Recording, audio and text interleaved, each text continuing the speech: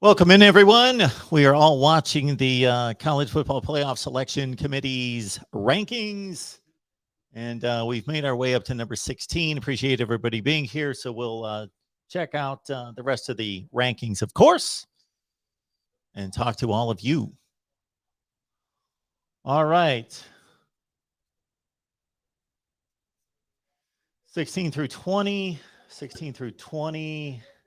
Iowa gets a little love behind Texas A&M, though. Texas A&M 16, Iowa 17, Pitt 18, San Diego State 19, NC State 20.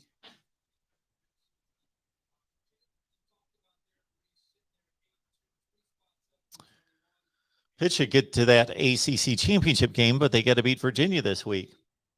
And NC State took it on the chin against Wake Forest this past week. Let's see what they do with Wake Forest winning their best game so far this year. Man, they skipped through the 20 through 25, boom. Then the 16 through 20, they're hanging out here. Let's get to it, boys.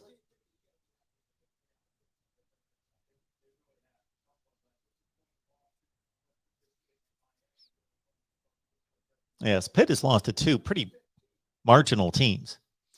The next five there, 11, 12, 13, 14, and 15 with Baylor, with Ole Miss, with Oklahoma falling to 13. BYU and Wisconsin.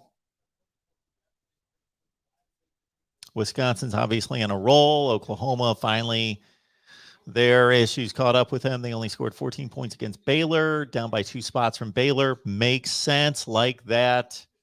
I think I got Oklahoma right behind Baylor. I've got Ole Miss up at 10.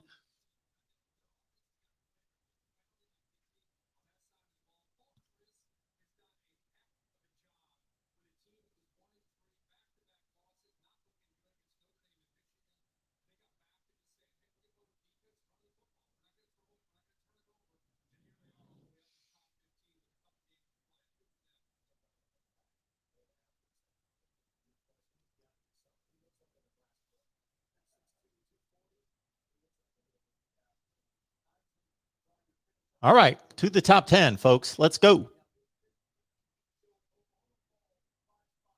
See what you guys have.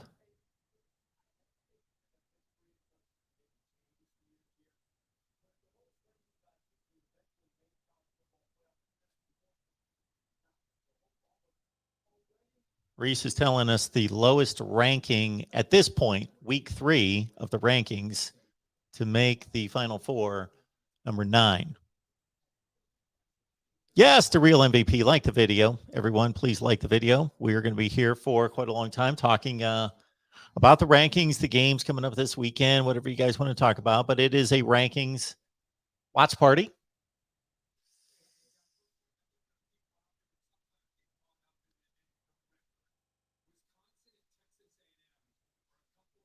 I'm not necessarily seeing a lot of issue at this point. It doesn't necessarily agree with my rankings, but to a T. Yeah.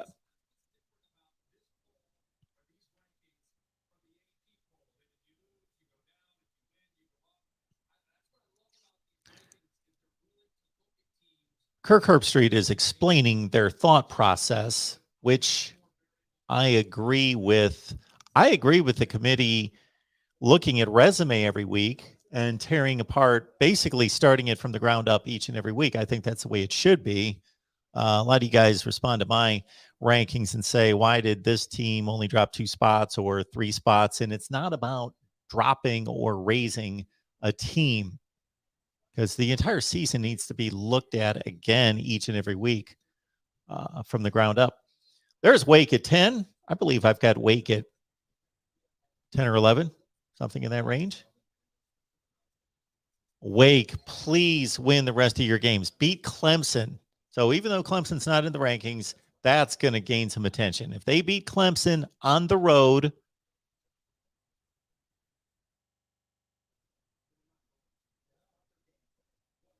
beat Wake Forest. Wake Forest beat Clemson on the road. Do it, do it, do it, and win the rest of your games and win the ACC with 1 loss. I want that. I want that.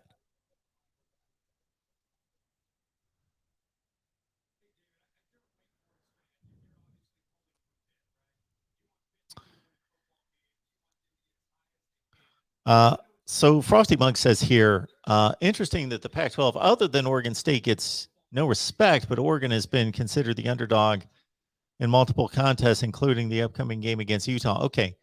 Oregon's been the underdog against Ohio State. Where has Oregon been an underdog? Maybe they were at UCLA by a point. That's really not being an underdog if you understand what that tells us. That just tells us they're on the road. But Oregon's not been an underdog in the Pac-12. The Pac-12 is awful. The Pac-12 should be given no respect. It's just not a good conference. It's not a good conference. When I say no respect, you know what I mean. Yes, there are good players in the Pac-12. There are teams that are okay. It's not a good conference. It is by far, Frosty Mug, the worst conference. You can go through any measurement that you want that's legitimate, and the Pac-12 is the worst conference. And it's not really that close. For as bad as the ACC is, Pac-12 is much worse. Now, they might get a playoff team in. That doesn't always relate. You could have a top 4 resume, but be from the worst conference. It's happened before. Has not happened recently. Notre Dame at 8. Of course, you got to keep Notre Dame behind Cincinnati for obvious reasons. You almost could consider the Cincinnati Notre Dame situation similar to the Ohio State Oregon situation. Notre Dame's resume is so much better than Cincinnati's, but they lost to Cincinnati. I've got Cincinnati ahead of Notre Dame. I've got Oregon ahead of Ohio State.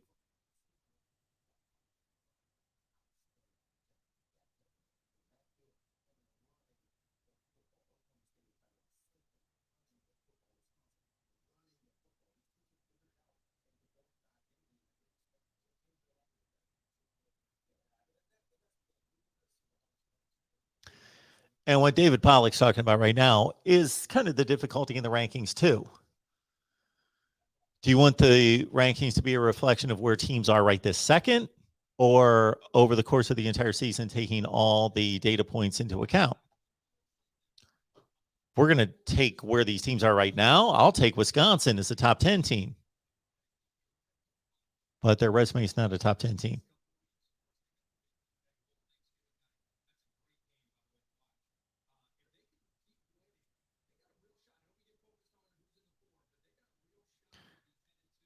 What Ole Miss did this past weekend was pretty impressive in putting the defense on Texas A&M. So there are some things that we're kind of slow to coming around on because we just think that's the way it's always going to be. That's the way it's always been. The Big 12 doesn't play defense. If you look at the scores in the Big 12, they're not high. The Big 12 is not just this offensive league right now. It's not. It's no different than the other leagues now when it comes to offensive, defensive balance. And the other one being that Ole Miss can't play defense. That was last year. That was the year, especially the year before. Then that was last year. Ole Miss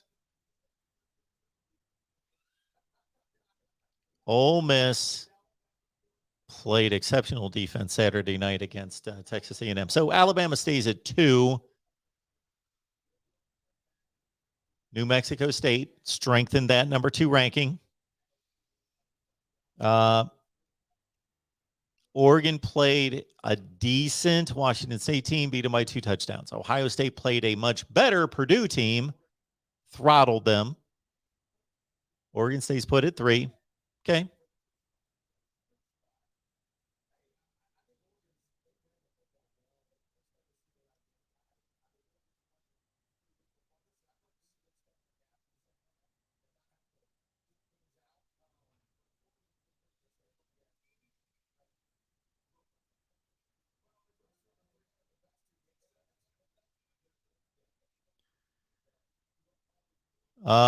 Yakov 22. Mark, have you ever been to Waco or Stillwater? No, that has not been a destination of mine for a Baylor game. My brother went to Baylor for 1 semester or 1 year, something like that. Stillwater, Oklahoma State. I have not. Ohio State at 4. I've only been to SEC and Big Ten games. I've never been to any other college football game other than those two, except the MAC. Been to MAC games.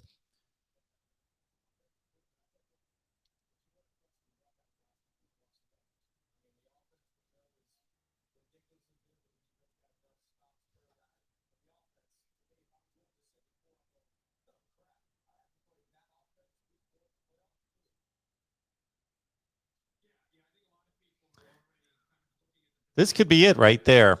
That 4 could stay right where they are.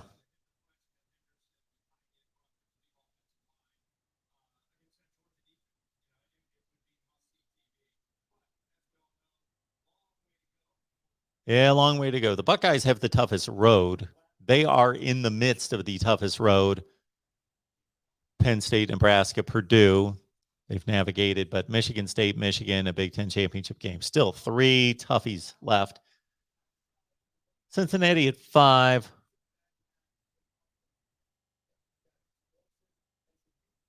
SMU's coming up for the Bearcats. Conference championship game most likely against Houston. Unless SMU beats Cincinnati, and then we don't care about Cincinnati anymore.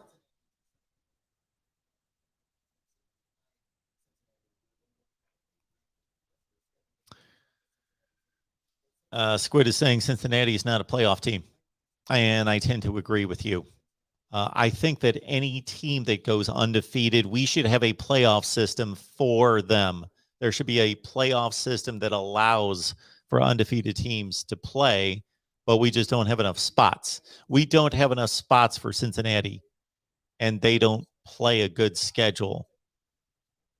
We cannot reward teams for playing one game. Cincinnati's played one game. And then 2 games, decent teams, good teams, good teams.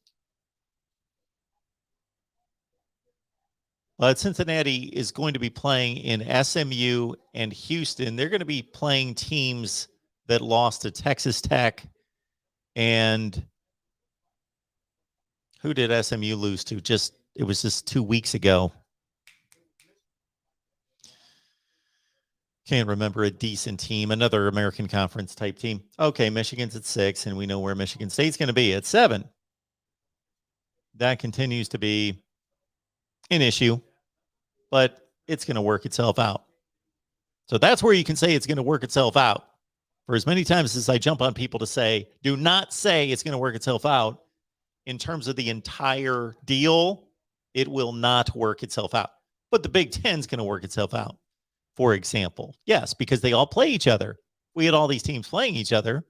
It'd work itself out.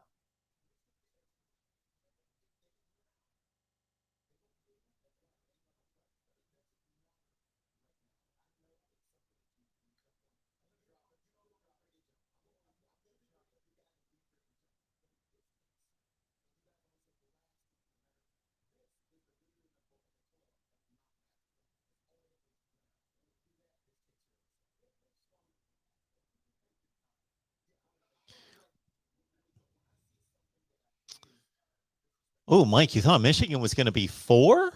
How was that going to happen?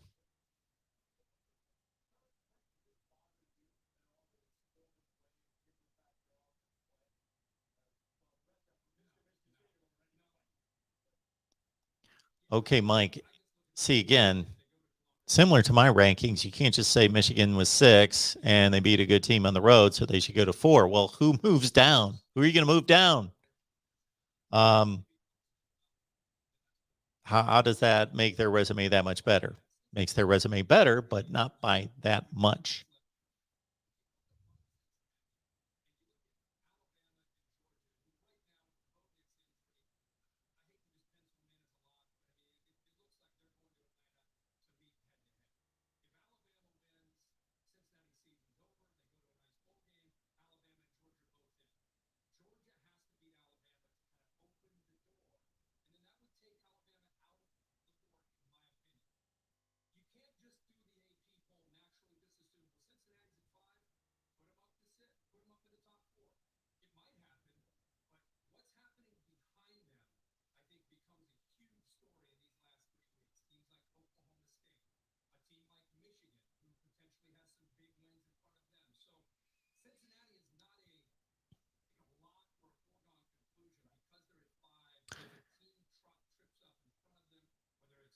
as opposed to last week and maybe the weekend before, I'm going to keep my patience and listen to the committee chair. So we can all listen to the committee chair together for as much as I want to fire up the phone lines and get this thing going.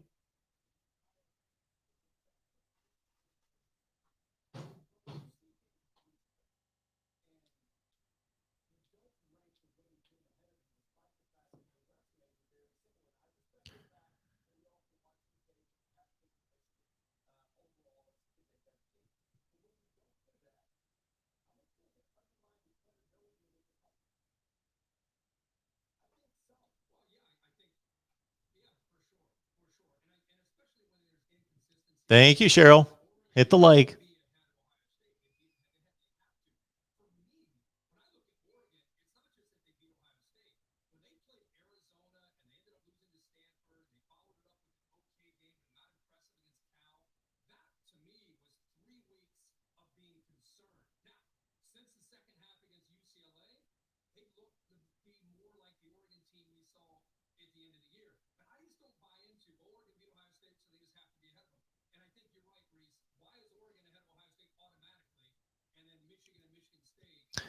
What they're talking about right now in the comparison between the Oregon Ohio State situation and Michigan State, I completely agree with. If anything, there's more justification, much more justification. It's not even close, justifying Ohio State above Oregon than justifying Michigan above Michigan State.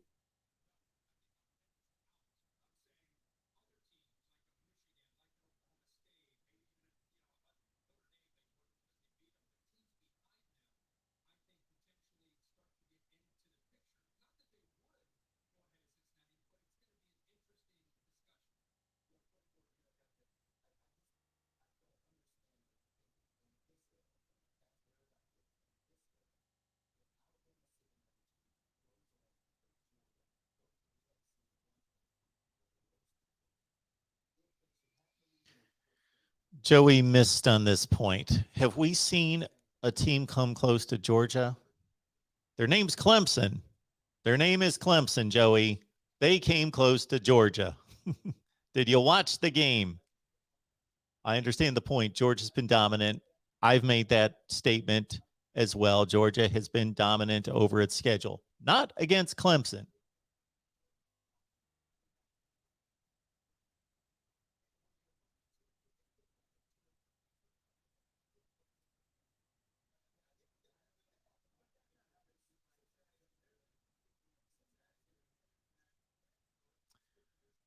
All right.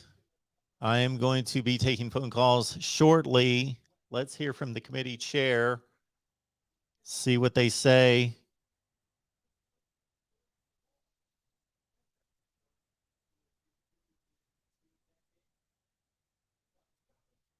And we got our Michigan contingent here. You know, Kansas, the new number one. You know, Kansas, how about that? We did a little Texas talk today here at the Voice of College Football.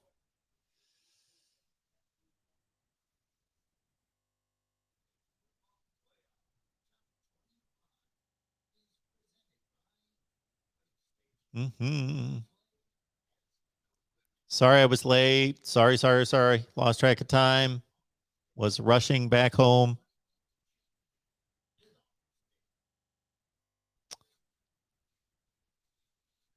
Okay, we can't take commercials. We just can't take that. All right.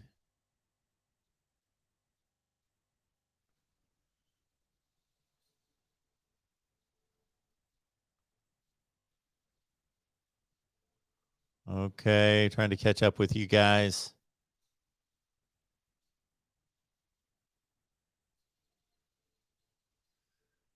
So be ready to tell me on the phone and in the comments, obviously, what does not make sense, what doesn't make sense, what is intriguing in terms of where it stands now and what you anticipate happening this weekend and next weekend. So we've got 3 weekends of football. That's what it comes down to. We got 3 weekends of football. The SEC is taking the week off, basically. Why they would want to do that from a marketing and business standpoint, I don't get anyway, but the SEC is doing fine. So far be it for me to tell the SEC how to run its business, but the entire conference is taking the week off. They're getting the Ole Miss Vandy game in, one conference game, and I'm almost, Florida and Missouri are playing. Auburn's playing South Carolina. So that's 6 teams. So the other 8 are playing, the Sisters of the Poor.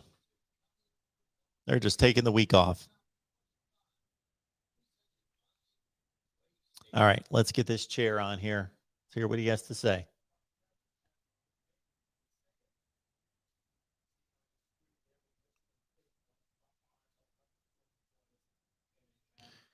Jonathan's watching from Texas, big Aggies fan. Good to see you.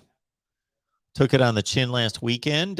Could have been in this conversation still, as Texas A&M, I thought, was the highest, the 2-loss team that could have made a move and been a factor. Of course, gone to Atlanta possibly, but that's all said and gone. Unfortunately, we've got a Alabama shutdown of the SEC Western Division.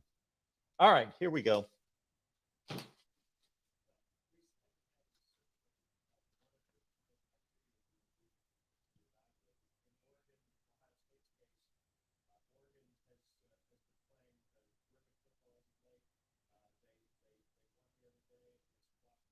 Oregon's been playing terrific football.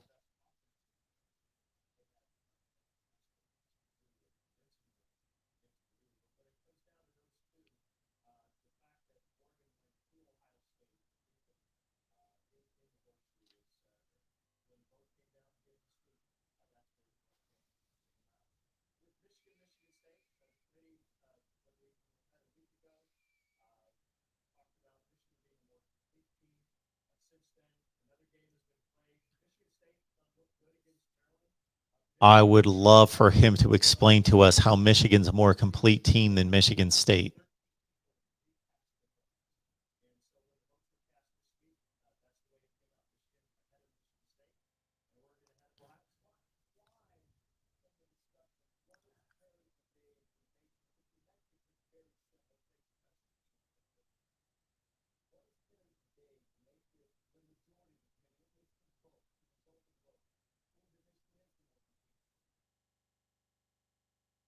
He needs to explain this. The more complete team.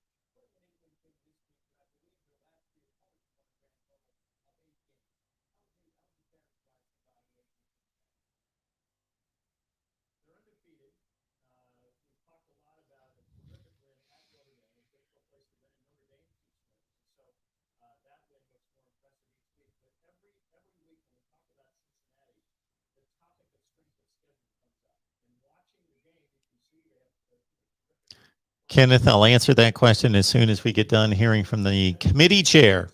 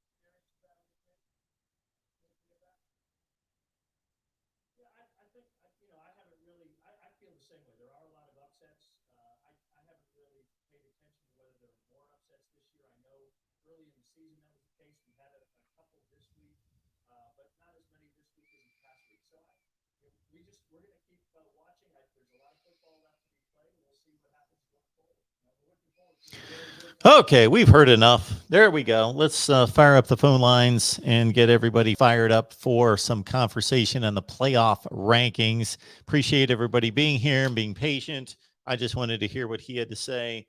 He's not answering my question about why Michigan State's ranked below Michigan in comparing that situation to Ohio State and Oregon. It doesn't make sense.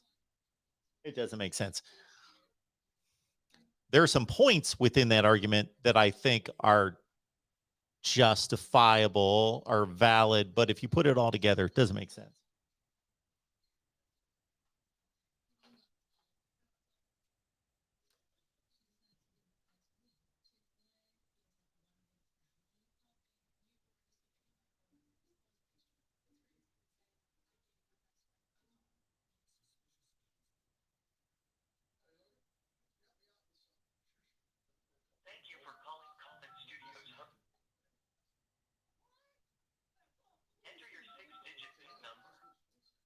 Okay, thanks for being patient. I got the phone going. Now I just need to get the site rolling here.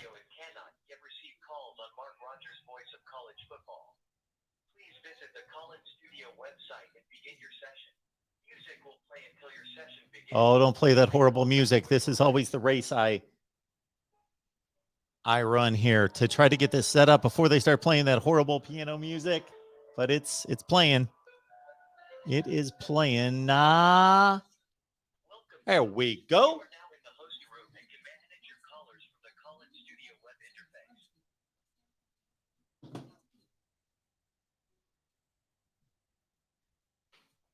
Now I got to be able to hear y'all. Yeah, 2 calls coming in 3 and 4 and 5, 6, 7.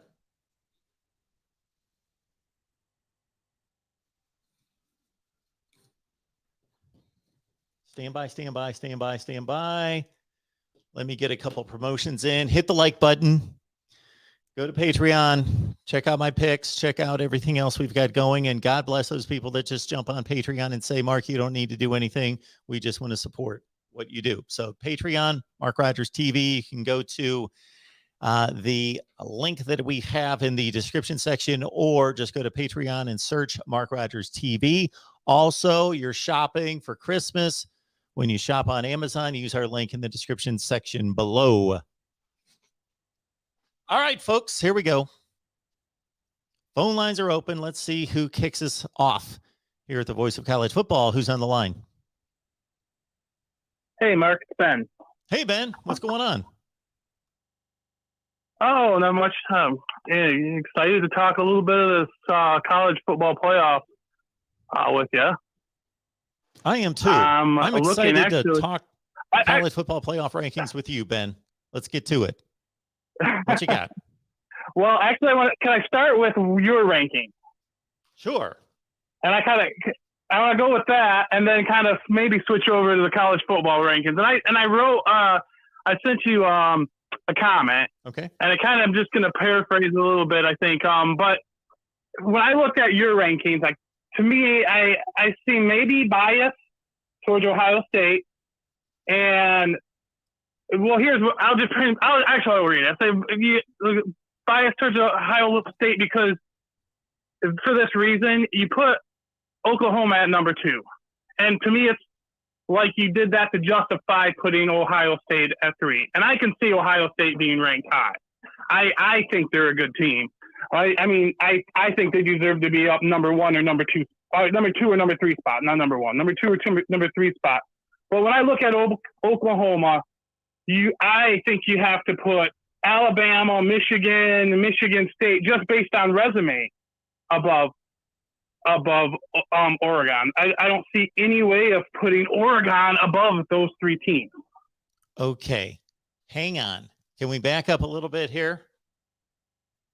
Okay, go ahead. Yeah. Your first point is that I'm biased toward Ohio State, so I'm going to enlighten everybody right now because I tell the truth. I'm transparent. Yeah. Am I biased toward Ohio State? Yeah, if there was a lie detector, I probably am. I try to fight it as much as I possibly can, but I've been an Ohio State fan for 45 years. So yeah, no. We could go through all my rankings from the time I started doing this, and I bet beyond a shadow of a doubt, I would lay my mortgage on it that I have ranked Ohio State lower than the AP poll or the college football playoff rankings more times than I've ranked them higher. I guarantee it. Yeah. Okay. So right now I've got Ohio State at number 3. And they've got them at number 4.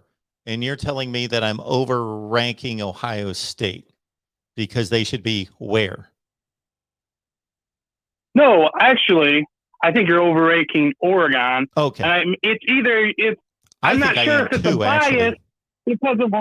I think it's a bias because I thought either it was a bias because of just putting the head-to-head, having to honor the head-to-head, or because of Ohio State. I'm looking at one of those two scenarios when I'm looking at your rankings.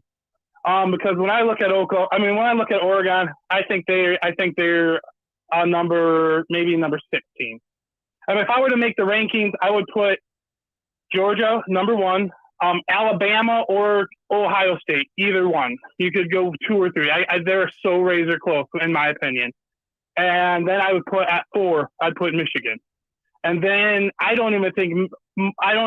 think even Ole Miss over Michigan State.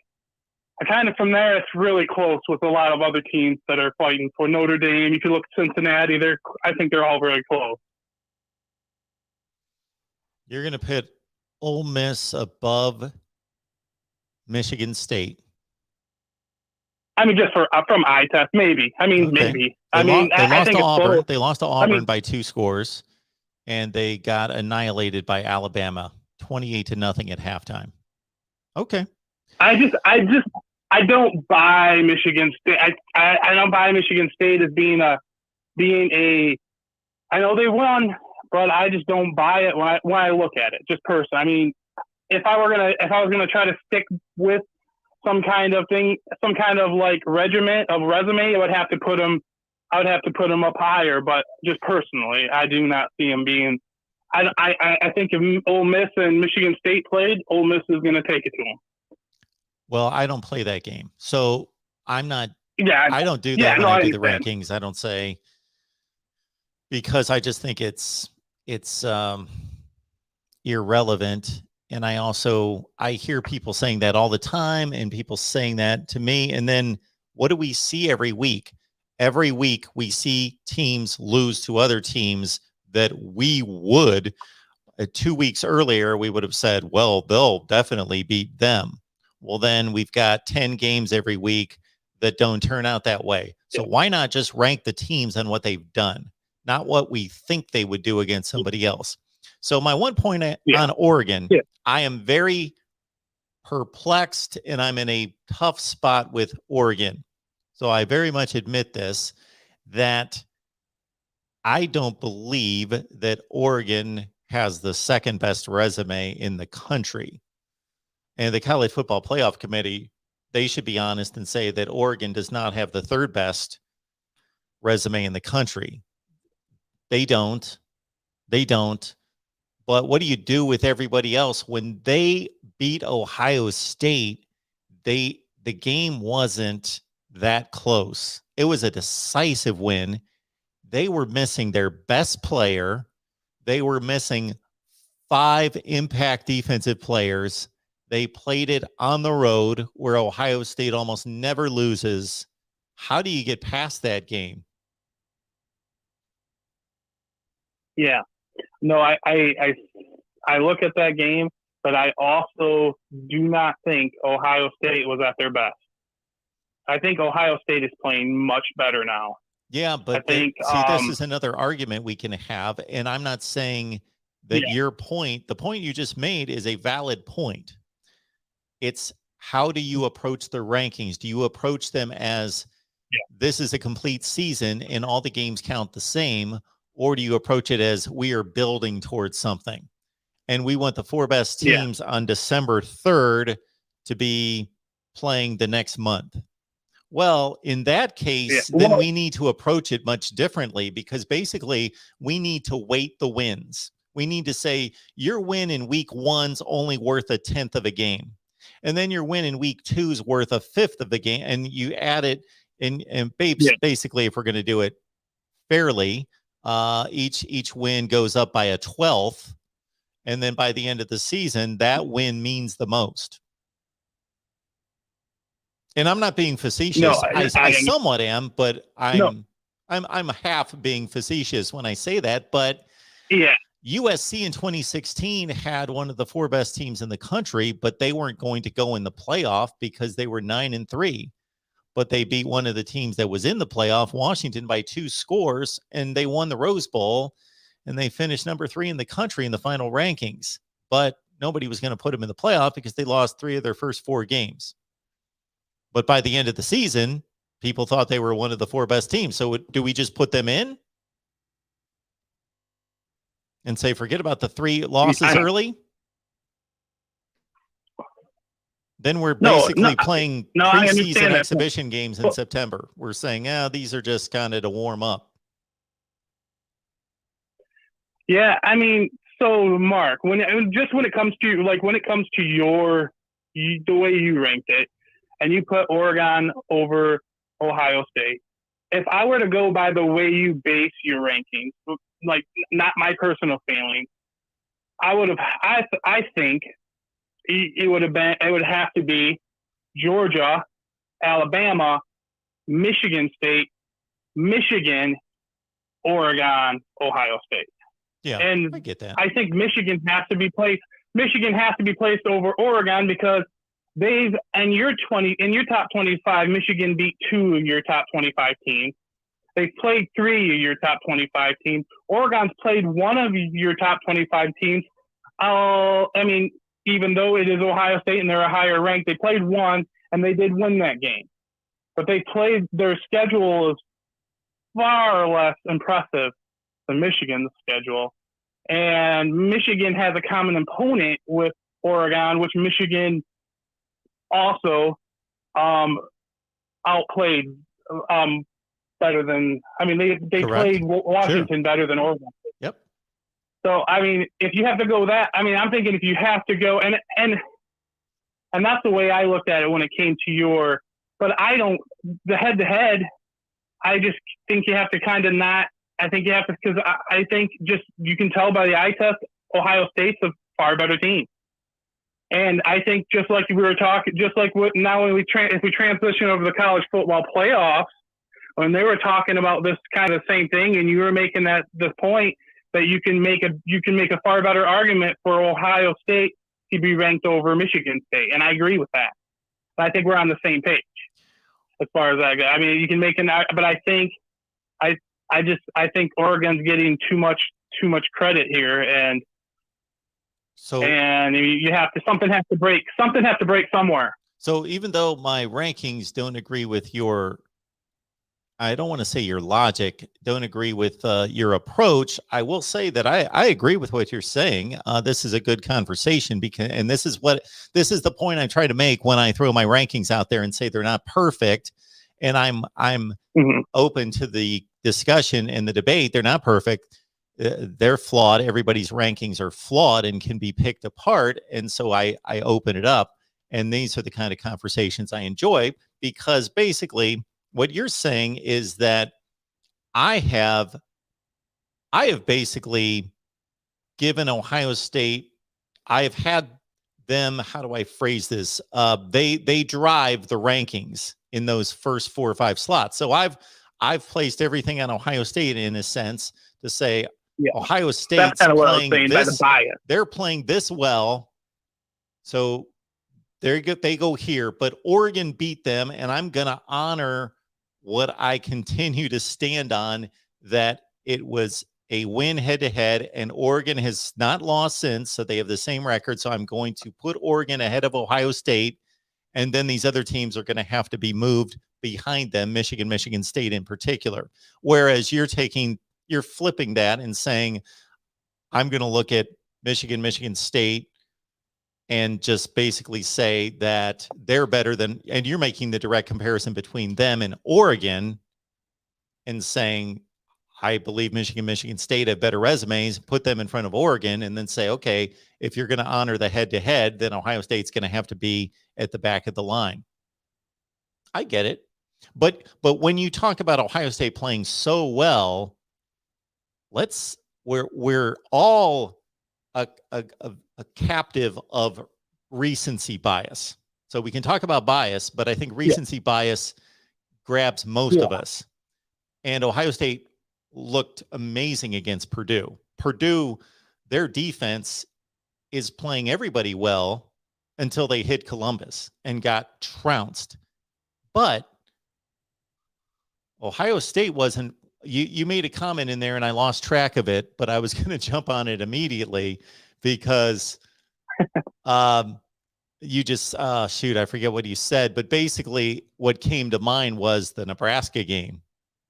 Well, you could make all sorts of comparisons about how Oregon's played teams and that Ohio State game against Nebraska. That was not a thing of beauty.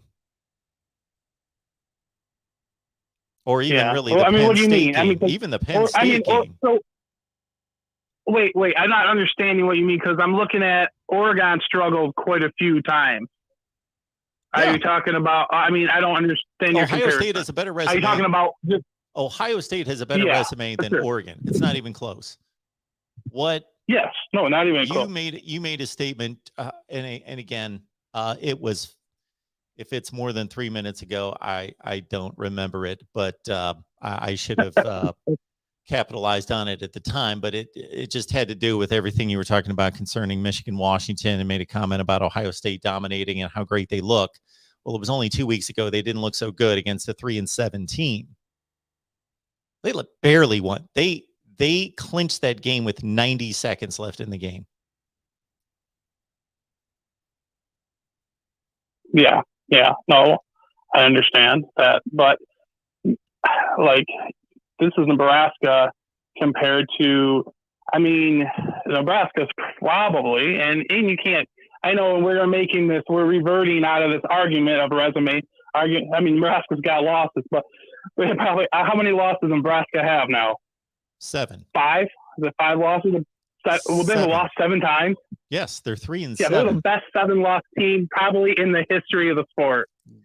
Because they've taken everybody. They've taken everybody to the wire, and they've done it consistently. They just can't find a way to win. Yeah, they've beaten Fordham, Buffalo, and Northwestern. About that. Yeah. So it says something about Nebraska. Where they're not, at least they're not getting blown out. So Nebraska looks like an outlier. They're a what's the term?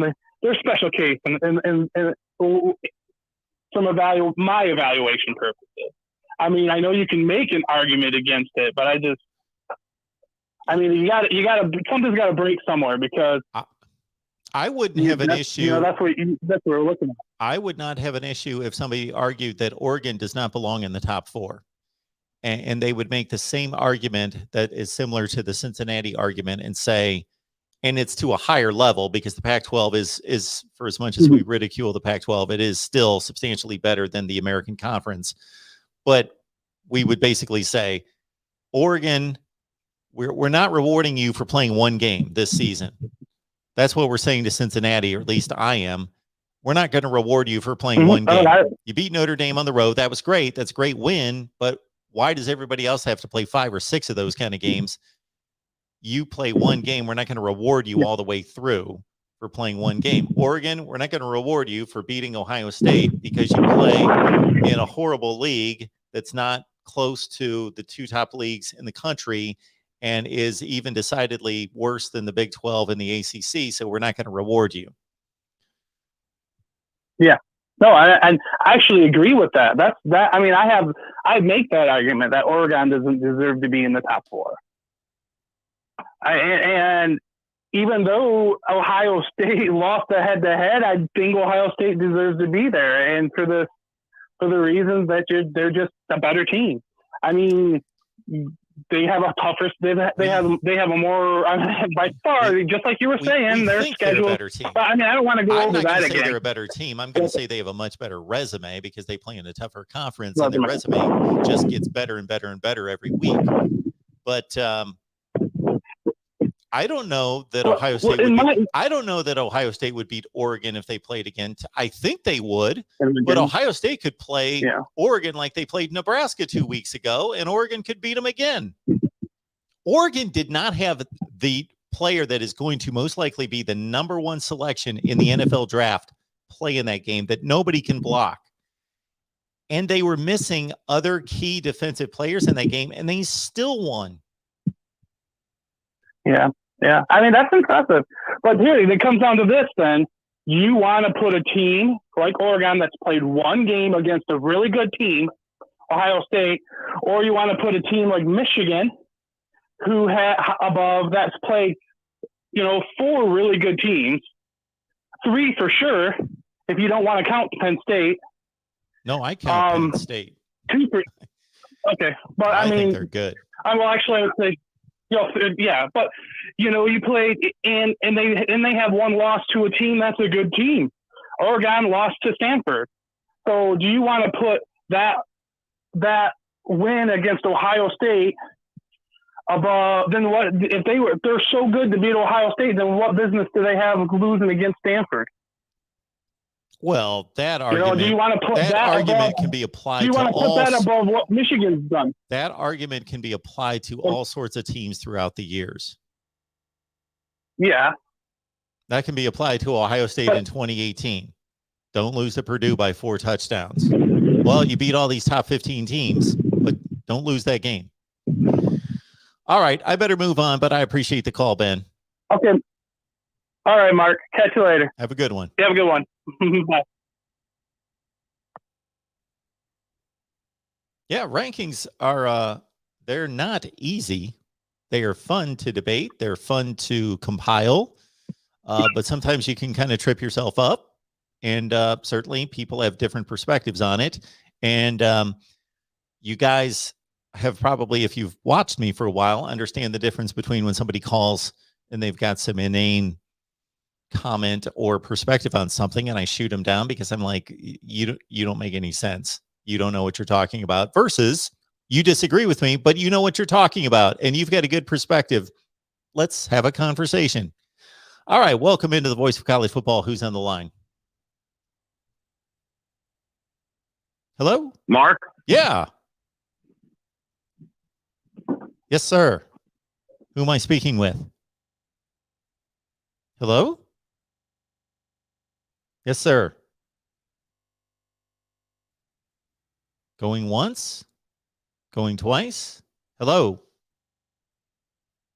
Okay. I don't know what happened there. He was there. Hello? One more time. Now he's gone. All right. Go to our next caller here at the Voice of College Football. Who's on the line? Hey, Mark. It's the real MVP. How you doing? The real MVP. What's going on? Well, that was a heck of a interesting phone call you had with Exploring with Ben. Sure. It was a very good discussion. But my response to Ben, as somebody who will defend Oregon, is why play the game then?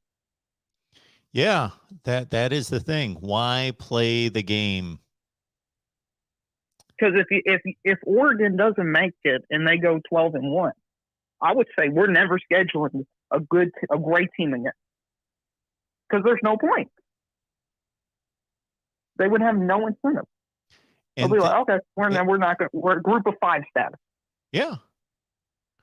And then the argument against that could be, well, then go undefeated in your conference. Go undefeated against everybody. But then the counter to that is, well, we're not requiring everybody else to do that. And so either Right. we have an issue with the Pac-12 and we just say we're going to treat them like they're no longer a Power 5 conference, they're more like a Group of 5 conference. That's how we're going to treat them. Or, you know what the remedy is? Expand the playoff. Right. Well, I think honestly, not even that's probably the most effective. I think it's better scheduling across the country. Well, I think those go hand in hand. I think scheduling is the first step in reformatting the playoff. That should be at the core of then expanding and reformatting the playoff is let's deal with scheduling. Yeah. So the thing, to answer your original question before you got on the phone call, the thing that doesn't make the most sense is Michigan still being above Michigan State.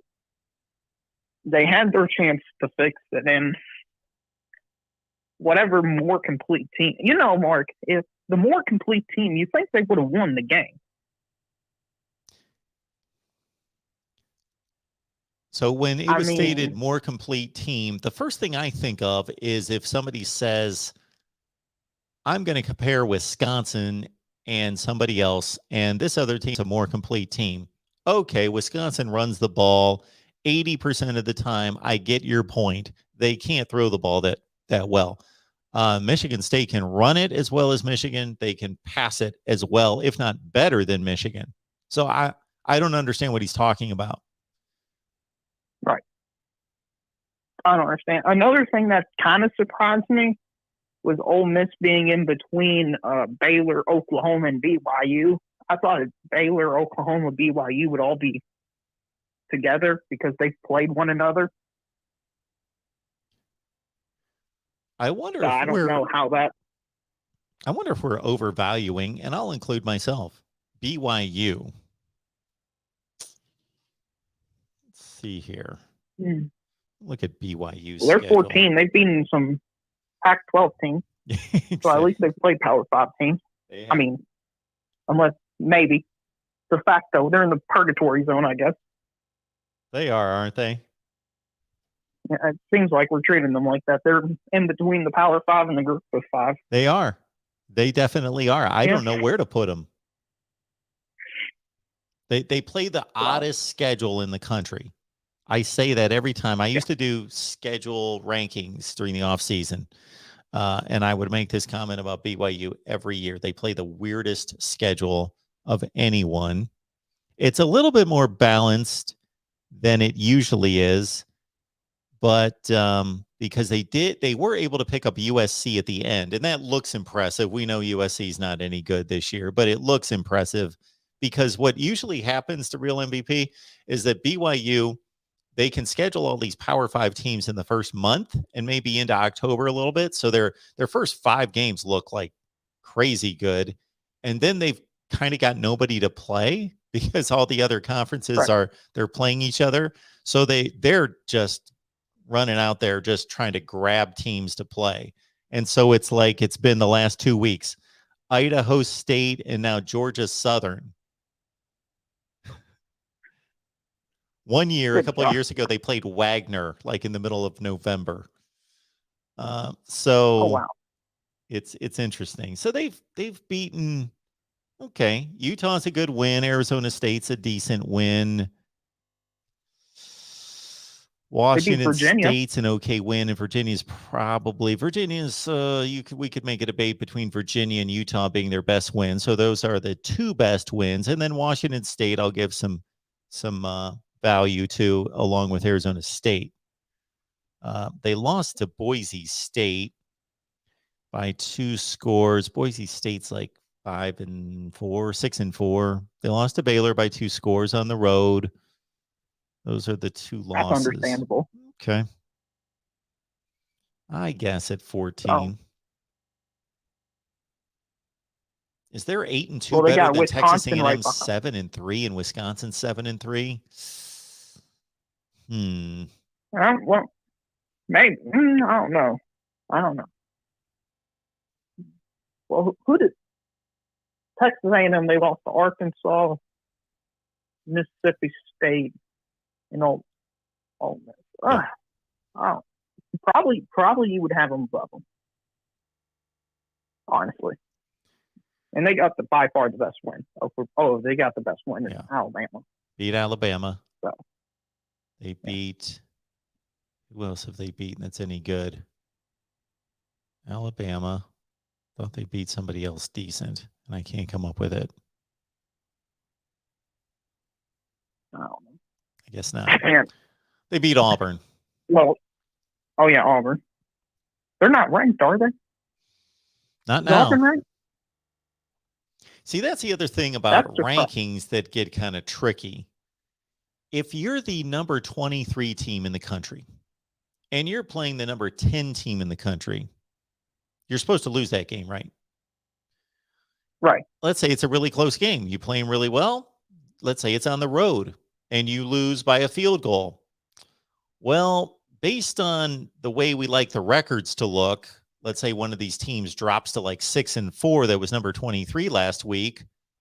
So we drop them out of the rankings because now they're 6-4. We're dropping them out of the rankings. But actually, if you're number 23 and you lose to number 10 on the road by a field goal and playing really well, and it's basically a toss-up game, didn't you just substantiate that you're at least number 23 in the country?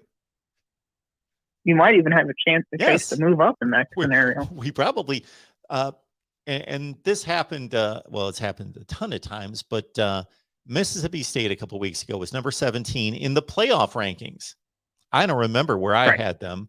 They were number 17 in the playoff rankings. They played Arkansas, who then jumped into the rankings after they beat Mississippi State. Yeah, barely, though. They were only 25. And they beat Mississippi State on the last play of the game, missed field goal at Arkansas, and the committee drops Mississippi State all the way from 17 out of the rankings. And I don't think there's a perfect answer to that. It's all fluid and dynamic, and it involves other teams and where they're positioned, but it just goes to show you it's not easy. And if you're the number 17 team in the country, truly, and you lose a toss-up game on a missed field goal at the gun against a team that then jumps into the rankings, I don't know. It's just, it is difficult to assess. Well, I would like to say that you were saying 23 is Utah, and they're actually favored this week against number 3, which is surprising. Oh, well. So Vegas. I'm not too surprised Vegas thinks by Oregon's going down. Yeah. No, but Utah's not. I mean, Utah might be the second or third worst ranked. Well, I think they're worse than UTSA, but I think I think 24-20. I think Mississippi State would beat Utah tomorrow. Oh, I'll take Mississippi State in a game against Utah. Right. So I also think Arkansas. I don't understand how Arkansas moved up 4 spots after beating LSU in double overtime. Well, I don't disagree them being 21, but I think they should have been there last week. If that's all we're looking at, I totally agree with you, but I don't know. I'd have to look to see what happened around them. There might have been a lot of teams around them that lost, like an Auburn and other teams that did not look good and dropped. That might have elevated them, not necessarily that the committee thinks, okay, this is some great win. That's fair. Yep, go ahead.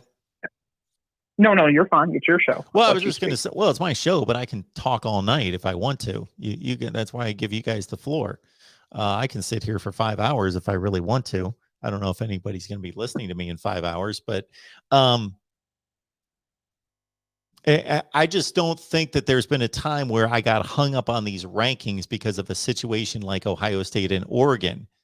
If there's a team early in the season that wins some huge game like Oregon did against Ohio State, and the team that lost the game takes off and is this team we thought they were going to be, like Ohio State, and the other team is either a really, really, really, really good team and shows it against other teams, or they lose.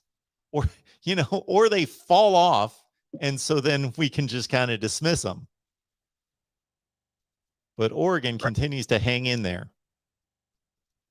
Oregon's kind of in the worst case scenario for the rankings because if they were pulverizing teams, I would get them being 3 because they're only supposed to beat up on bad teams. But they're struggling against bad teams. Yeah. And you can't really punish them because of that win. But at the same time, if you did a poll, I think 90% of people, maybe even 95% of people would say Ohio State is probably going to win that game. Mm-hmm. But this is something I've seen in the projections.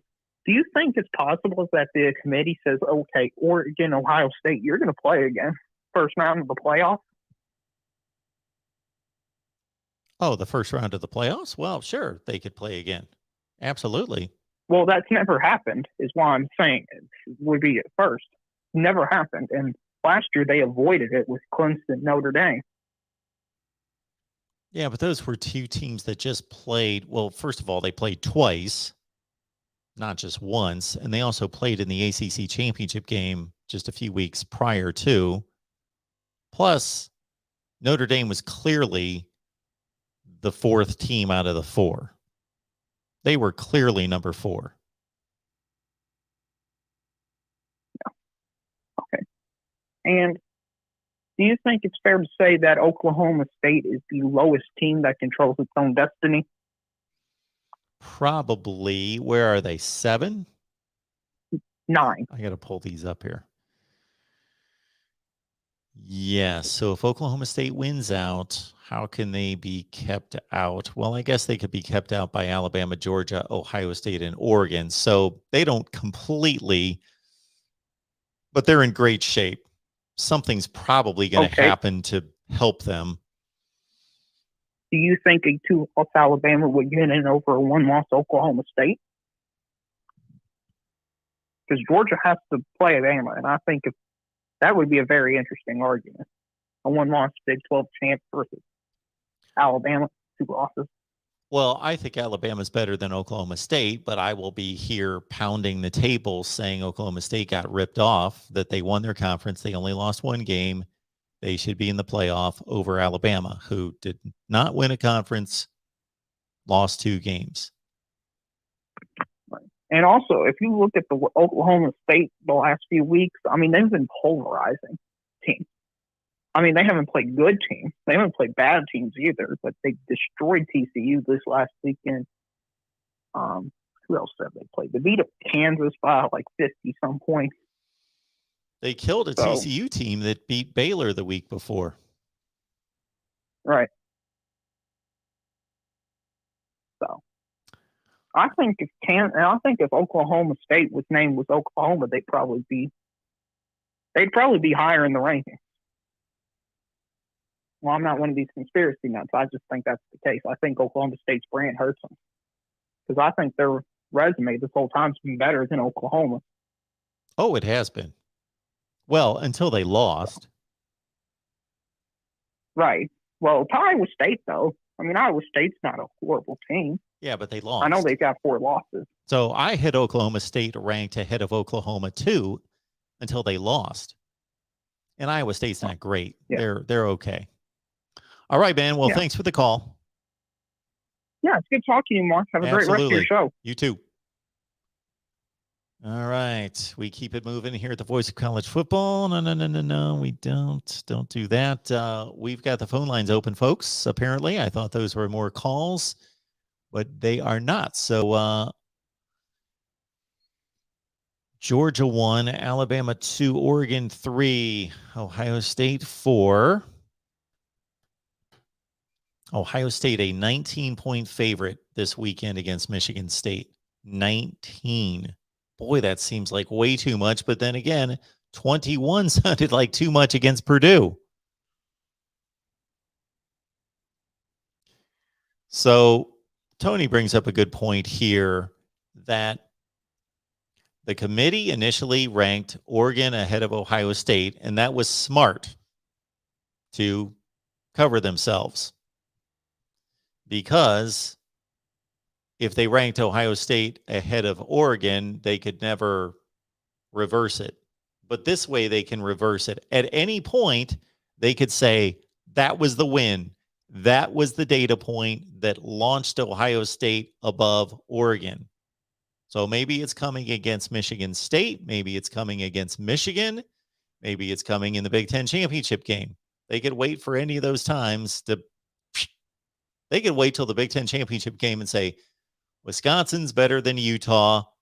That was enough to push Ohio State. That was the final data point we needed. Boop.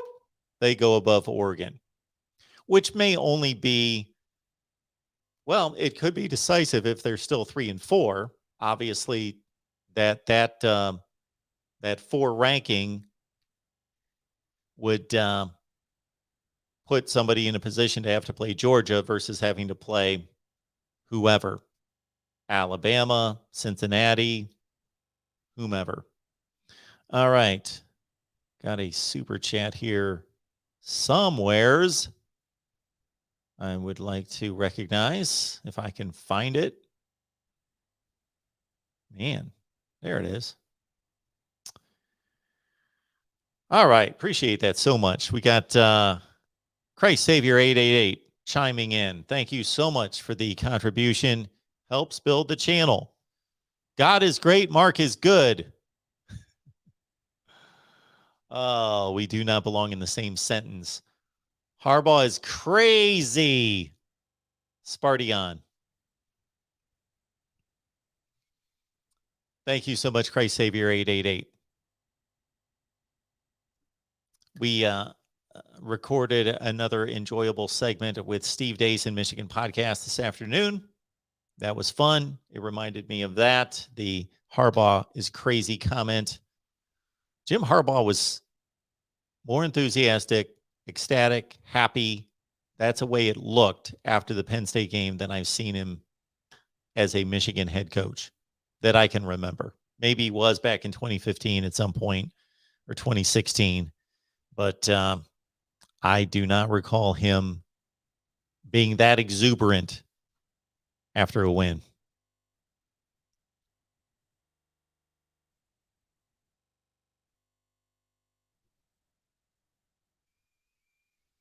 Yeah, Daryl, that Georgia team just seems like they are nearly unstoppable. You are right.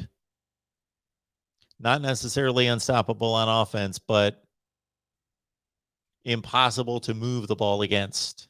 Tennessee scored a quick touchdown. A lot of people were looking forward to the Tennessee offensive matchup against the Georgia defense to say, man, this Tennessee, I saw a listing on Twitter of the offensive rankings of the teams that the Georgia defense had faced to outline how good Tennessee was offensively and that Georgia was going to face a big challenge. Well, they gave up a touchdown in the first possession and then they shut it down from there. And then the next time Tennessee found the end zone, it was garbage time and it did not matter. It was 42-10. Oh, man, am I behind in the chat? Did Mark just say y'all? I said y'all, but I didn't say it well. I didn't say it like a true native Southerner. And then I quickly corrected myself to even point out that I sounded awkward in saying y'all.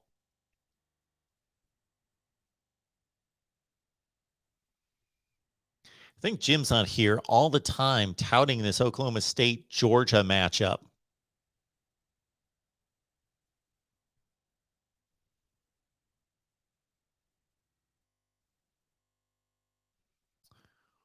Blake is bringing the Missouri conversation into the playoff talk here. Missouri should have expanded and upgraded facilities when they jumped to the SEC, but they did not. Failed to do that.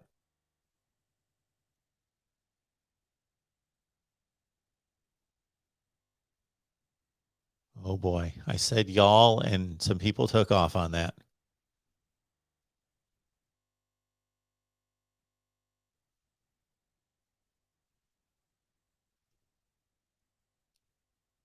There we got calls. As soon as I say the lines are open, there we go. Very nice. Welcome to the Voice of College Football. Who's on the line? Good evening, Mark. It's George in Oregon. What's going on, George? Yes, I'm using my James Earl Jones voice. I hope you're not sick. You have Are you okay? you have no, I'm not sick. You have 224 people in the chat. Uncle Lou has 189, and I was watching Pete too, but he only had like 27. But anyway, showing me it 255 right now. Okay, I'd probably have to click on and click back off. Anyhow, this is hilarious. I'm doing Uncle Lou's chat while I'm watching your show and doing your chat. And then I called into you and I went into his chat and I said, hey, everybody, I'm on Mark Rogers' channel on hold. Come on over here. And then I said, Lou, come on over. He has 224 in the chat. You only have 100 and whatever it is, you know. George. Why did you do that? Why does that matter? Just because my season's over. I'm coming up with creative things you're to do. Stirring the pot. We love Uncle Lou. And Pixie. I know, and Pete. he loves us too. Yeah, it's all in good fun. Hey, I was being so nice to Georgia for the last few weeks because I was in shock. You know how when a person's in shock, they don't respond. But I just decided to cheer for Georgia. Like, why not? Let these poor, long-suffering souls, 40 years with nothing to show, 4 decades. Let them win. Let them get it out of the way, you know? So and I was in Uncle Lou's chat. Yeah. Yep. Go ahead.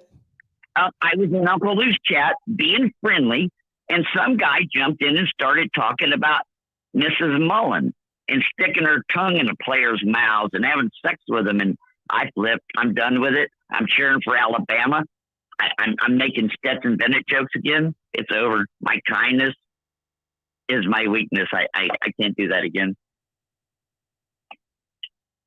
They mistook kindness for weakness. Well, thanks for bringing that conversation to us here about Dan Mullen's wife sticking her tongue in players' mouths. That's what they're saying. Those Georgia fans go, oh, backwoods, man. It forced me to point out to them the reason Jake Fromm left is because there was some kind of a vicious love triangle between Stetson Bennett, Jake, and Kirby. I mean, otherwise, tell me, why did Jake Fromm walk away with no NFL career? He had beat Florida 4 years in a row or 3 years in a row. Why did that kid walk away? There's something weird going on in Athens. And now Stetson Bennett's our quarterback. They have 45-star players and a 1-star quarterback. Yeah. That is not Kyle Trask back there. That is Stetson Bennett. There's a big difference. You know, George, you know what my experiment is when you get on here or anybody else and are not talking about the subject that is the predominant subject tonight are the college football playoff rankings. So that's why we're here. We're talking about the college football playoff boring. rankings. We got 3 weeks. So when we got 3 weeks to go on that. Yes, we do. When you jump on, I noticed 254. Now we're down to 230. So we've lost like 25 people. So you know what that tells me? We should be talking about the college football playoff rankings. All right. I should have said something about the rankings, I guess. Oh, my God. Uncle Lou just put me in timeout. All right. Back to football. I hope he blocks me and bans me. He banned me for a couple years. I don't care. Gives me back 8 hours a week. Okay. I'm exaggerating, 2 hours a week. All right, George. Call me back. All right. On another night. No jokes. We're talking about the rankings. I rankings. got no jokes or nothing. All right, George. Have a good one. I'll see you guys We'll later. See you soon. Love y'all. There we go. Let's get back to some rankings talk. I usually leave it wide open to any college football talk, and I would tonight to a certain extent, but obviously we're here to watch the rankings and respond to the rankings. So bam, that's what we're doing. Welcome in. Who's on the line? Kevin, Dallas, Georgia. How you doing this evening, Mark? I'm doing well, Kevin. How are you? I'm doing pretty good. I can't complain, and I'm trying not to look at the world through crimson-colored glasses. I know as far as our last conversation, I had stated as far as it'll all come out in the wash, but if I could restate that, Your Honor, I'll just simply state that when it's all said and done, Marcus, everyone's going to be there supposed to be there. I don't see it to be a matter of it being a lean one way or the other. as far as the next two games for pretty much everyone except the number one ranked team in the country will be pretty much playoff games. You know, Alabama versus Arkansas, Alabama versus Auburn, those are playoff games. As far as the next couple of games, Ohio State has playoff games. Next couple of games, even Boomer Sooner has. I mean, as far as on the Oklahoma State side, that is, will be, you know, playoff games. So it's going to play out, Mark. It's going to play out as far as the regular season games. And then, hey, yes, sir. I always enjoy our conversations. I appreciate your phone call. Hope you know that. But I am not in the camp of it just works itself out. You know what works itself out? Right now in the Big Ten East, Michigan, Michigan State, and Ohio State all have one loss, and they all play each other. That works itself out because they all have to play each other. So that will work itself out. But all the rest of this, I don't think it worked itself out in 2014, 15, 16, 17, 18. The only year that it was clear-cut who should be in the playoff was 2019. It didn't work itself out last year. So I'm not one of these that just thinks it works itself out. Yeah, there's a conclusion. They make a selection. We get to the end of the line. We play our conference championship games, and then these 13 people tell us the top four, but that doesn't mean it worked itself out. That doesn't mean that there aren't teams that are going to get left out that have just as good a resume as teams that made it. That is true, Mark. But as far as those dates that you stated, would it be safe to say that in each case there was the same team that got the short end of the stick, or was it different teams in each year? 2014, Florida State went undefeated. Then we've got 5 teams that won conference championships that had one loss. Ohio State, Oregon, Alabama, TCU, Baylor. Who do you select? And therefore, the teams that get left out, well, they can throw their hands up and say, we've got just as good a resume as the teams that made it. We could go through every year. Last year, why does Notre Dame make it with one loss? Texas A&M does not make it with one loss. Well, I think in that particular case, Mark, there's always, like I say, as always, because then I would say that I'm going to cast aspersions against the Golden Domers, and under no circumstance do I want to do that. But it seemed like in that particular case, it was more of a beauty contest, you know, and that's, as far as in that particular case, Mark, I have to say that I had an issue with that just simply because of, I would say, Mark, it's safe to say that I may have a year or two on you, and by that being the case, our generation is a little bit different from the other generation in the respect that, as far as looking at Notre Dame as far as the Four Horsemen, et cetera, the younger generation don't see that. You have to sell them simply on, okay, great academic institution, has a football history, but I'm selling them more on academics as far as Notre Dame. So in that particular case, as far as last year, I had an issue as far as Notre Dame. There have been other cases in which, hey, University of Alabama got the short end of the stick, and as well as all the other teams have. And is that right? No. But it's unfortunately it pains me to. Well, I was going to say that it's the best that we have, but it's not the best that we have. It's just simply it's the only thing that, hey, they're willing to give any credit, any credence to right now, unfortunately. Yeah. And whether opening up the system, Mark, to more teams, I don't know, because, okay, will the other 40-plus states be happy when, okay, we're looking at it another couple of years when Oklahoma and Texas become a part of the SEC, and you're looking at doggone what, out of, say, maybe 12 teams in the playoffs, that at least a half a dozen of those are SEC teams? A half a dozen? Or about a minimum 4 teams. Okay, maybe 4. Maybe. But would the other 40 states be okay with that, Mark? Well, first of all, I'm not so concerned with who's happy or unhappy. I'm concerned with fairness and inclusiveness in this case, in that I just want every conference to be represented. And then there's no excuse. Then the excuse becomes, if you don't get selected for a wild card spot, then and people are going to complain. My team didn't get selected. We were 10-2. We played in such and such conference. You know what? Win your conference. But you can't say that now. You can win your conference and be left out of the playoff.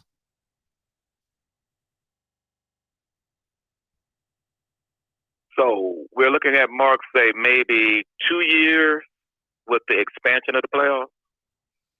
Well, when they proposed their 12-team format this past offseason, we talked about it. I believe that they said that this definitely would not be implemented by 2022. 2023, I believe, was the earliest, but now they're still back to the drawing board. So I know they just had some big meetings last week or the week before, and they're supposed to be unveiling whatever the next proposal is here very soon. The reason why I asked is because one of the earlier callers had stated in regards to scheduling. And Mark, if you really want to, if you want to use some non-Sunday school words, Mark, as far as scheduling for next year, I would ask you if you have 30 seconds that you can blow, for lack of a better way to say it. Look at the University of Alabama schedule next year, and that will make you. It will make you stand on the top of the dome as far as Atlanta, or the top of the dome as far as in DC, and you will be like, my God, how in the world can this team be? Because at worst, as far as all the teams in the SEC next year, and I'm just using Alabama as far as an example. The only games Alabama, for example, the toughest game they have on the road next year is Texas, and which, upon further review, will that be their toughest road game next year? So by that being the case, next year is going to be the season in which everyone is going to be up in arms as far as scheduling, because the SEC across the board will be by far the worst scheduling in the history of the league. So you're going to probably have, at bare minimum, maybe 3 or 4 teams that will only have one loss. So why do you think, or why is it your position that the SEC schedule next year is going to be much worse? Well, I know that as far as when it comes to most of the teams that play, unfortunately, directional state, but as far as this year, just for whatever, I take that back, the 22-23 season seems, for whatever reason, it stands out more. I mean, a lot of people are up in arms in reference to this past weekend as far as New Mexico State. And then as far as early in the year playing Mercer. But for whatever reason, it seemed like the schools in the 22-23 season would make Mercer and New Mexico State look like doggone Ohio State and Michigan State.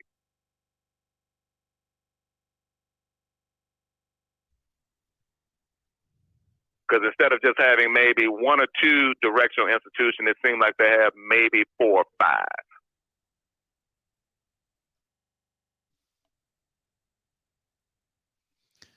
Yeah, Alabama has 3. Is it 3? Well, they've got 2 extremely weak games in Louisiana Monroe and Austin Peay next year. Then they've got a Utah State game.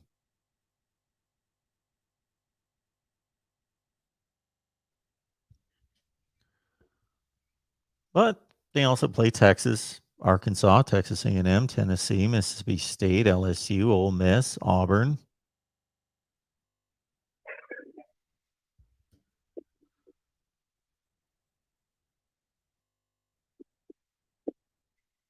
But it just appeared, for whatever reason, I guess when you name those first 2, I just honestly, Mark, I just couldn't look any further on the schedule, because I was just really done, because this is going to be, just add more fuel to the fire in reference to, because you look at it as far as also when it comes to this year, as far as the SEC schools playing Liberty twice, as well as playing New Mexico State back-to-back weekends, New Mexico State, Alabama, and New Mexico State as well with Kentucky this coming up weekend. So it just stood out when your earlier caller brought up in regards to scheduling.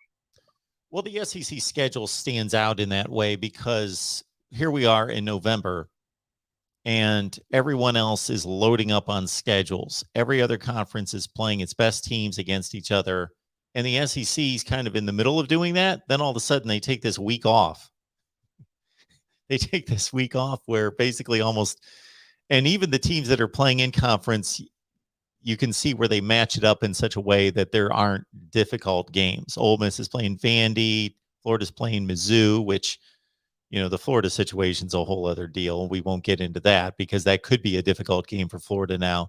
But anyway, LSU and Alabama and Auburn. Well, Auburn's playing South Carolina. Anyway, I went through the whole list before, but there are 8 teams in the SEC, and it's usually practically the entire conference is basically playing scrimmages. I don't really have an issue with it. It just happens to come late in the season as opposed to everybody else front loads theirs.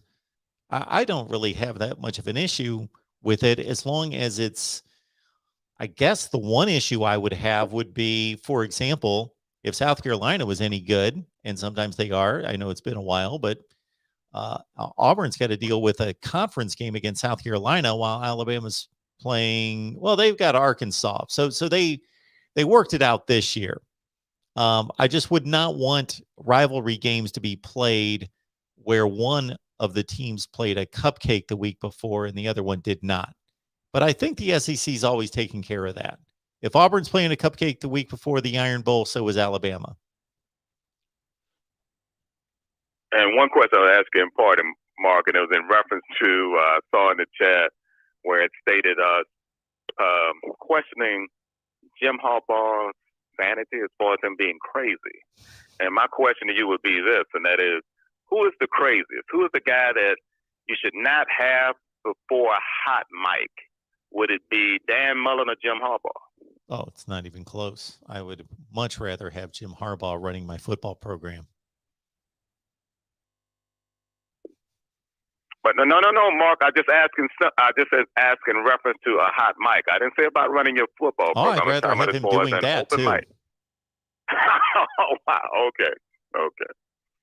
Yeah, he says some kind of weird, strange things, but it's nothing harmful. Whereas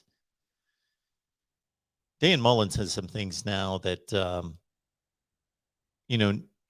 why would you communicate to your fan base that recruiting is just something that we really look into during the off season? Why would you not prioritize recruiting to your fan base? Why would you send that message to your fan base? Well, could it be, Mark, as far as sometimes we can say more about what we don't say than what we say? Sometimes we can do more about what we don't do. And could it be stated in reference to him that he really don't care anymore, or at least as far as what he's doing right now? Just a matter of just going through the motion.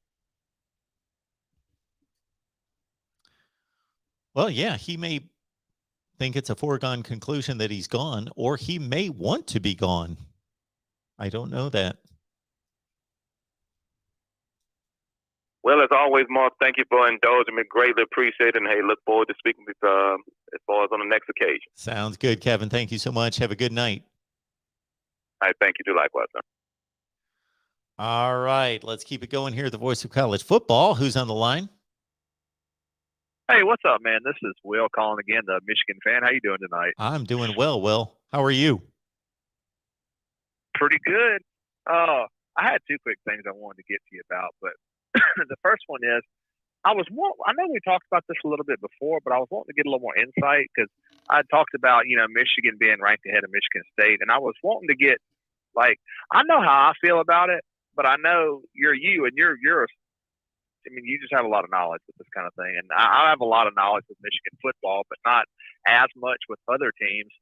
Are you in the bandwagon to where you think that it was wrong of them to rank Michigan State ahead of Michigan? Or are you in the bandwagon where you think it was right? And could you tell me, I guess, for either side you're on, why you feel that way? All right. So this is not one of those discussions where I would say, okay, this is the side I'm on, and I really see no validation or no legitimate argument on the other side. It's just so one-sided. I think it's ridiculous that anyone would think the other point. So that's not the case here. I totally get the argument on both Right. sides. I don't think it's a ridiculous conversation. But Michigan State and Michigan have played very similar competition. It's not like comparing Ohio State and Oregon, two teams that obviously played. Michigan and Michigan State both played Rutgers. They will, after this weekend, both have played Maryland. They both played Nebraska. And even the teams that haven't been the same within the conference are similar type teams. They played a non-conference game against fairly similar competition in Miami versus Washington for Michigan. And of course, they played.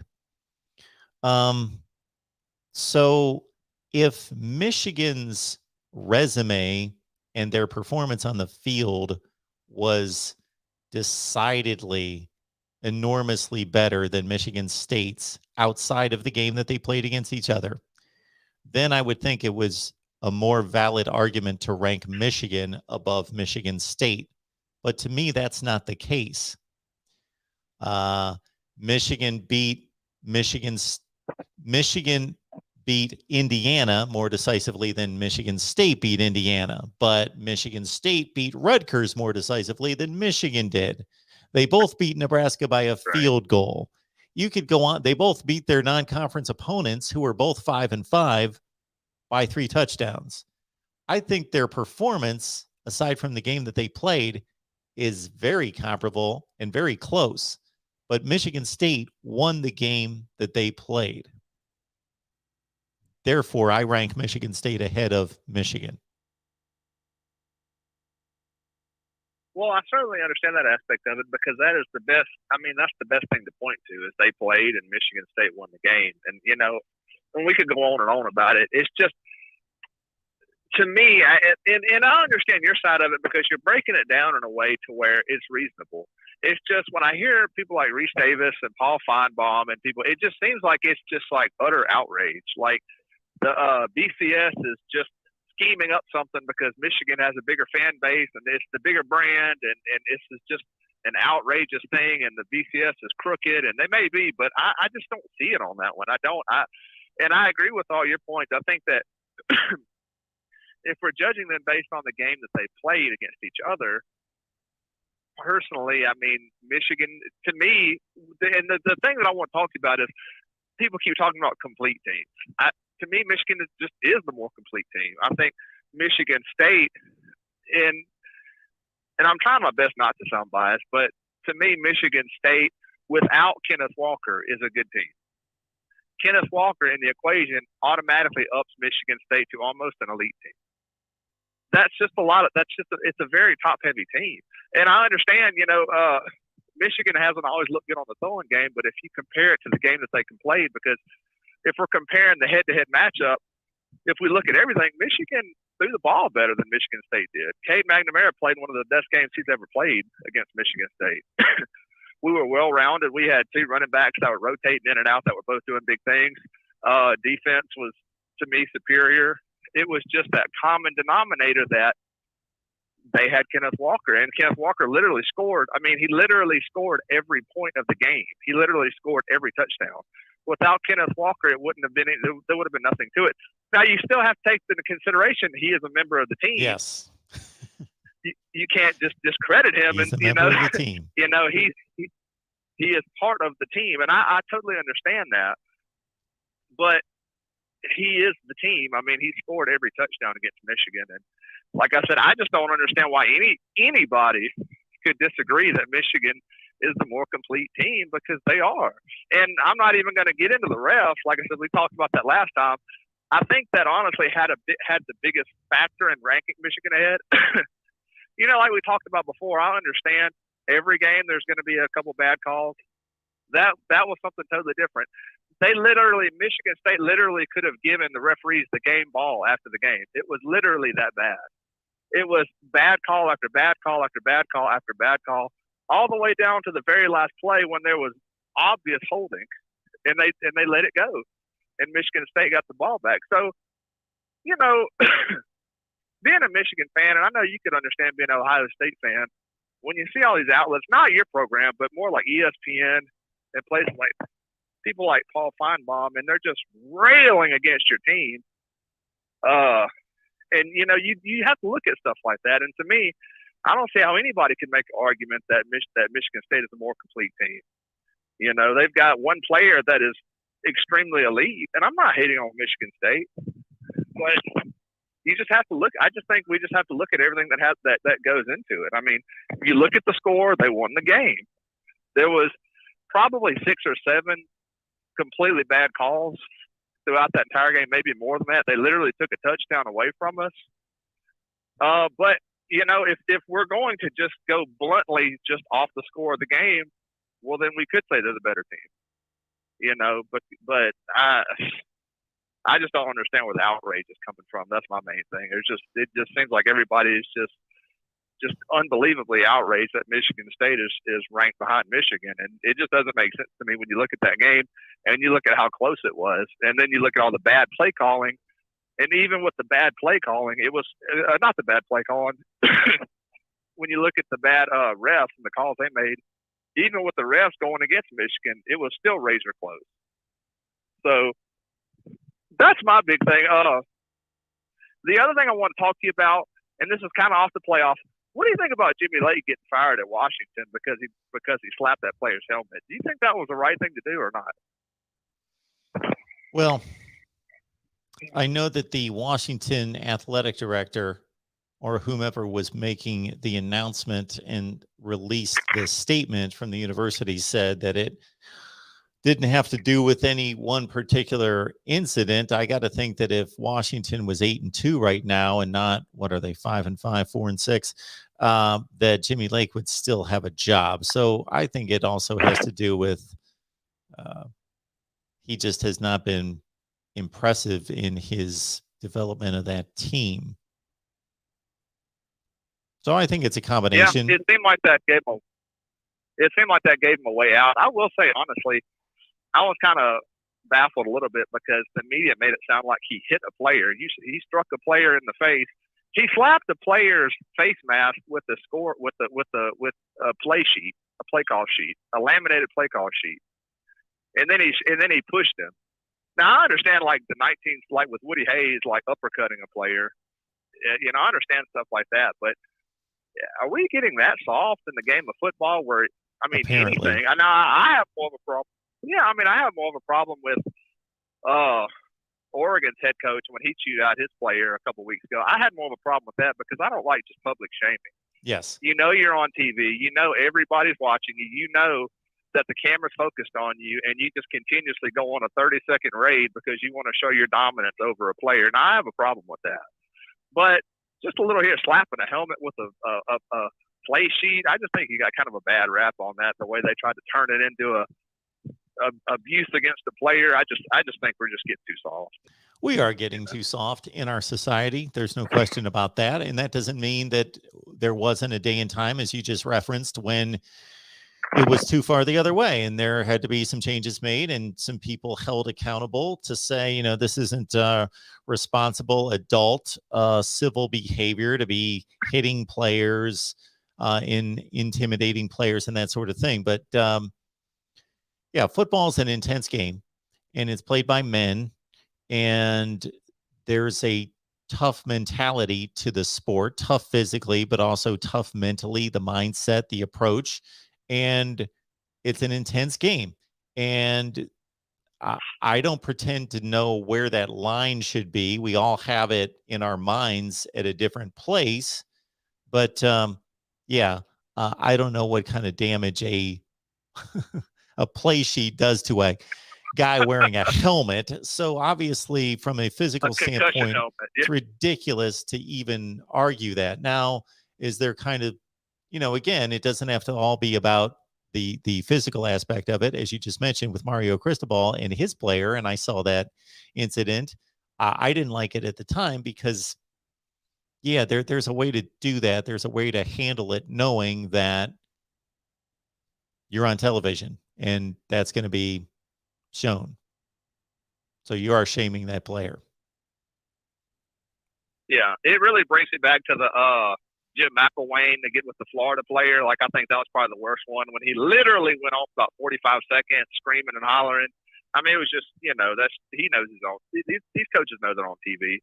But as far as just a little something here and there and a little slap on the helmet or something, I just don't see a problem with that.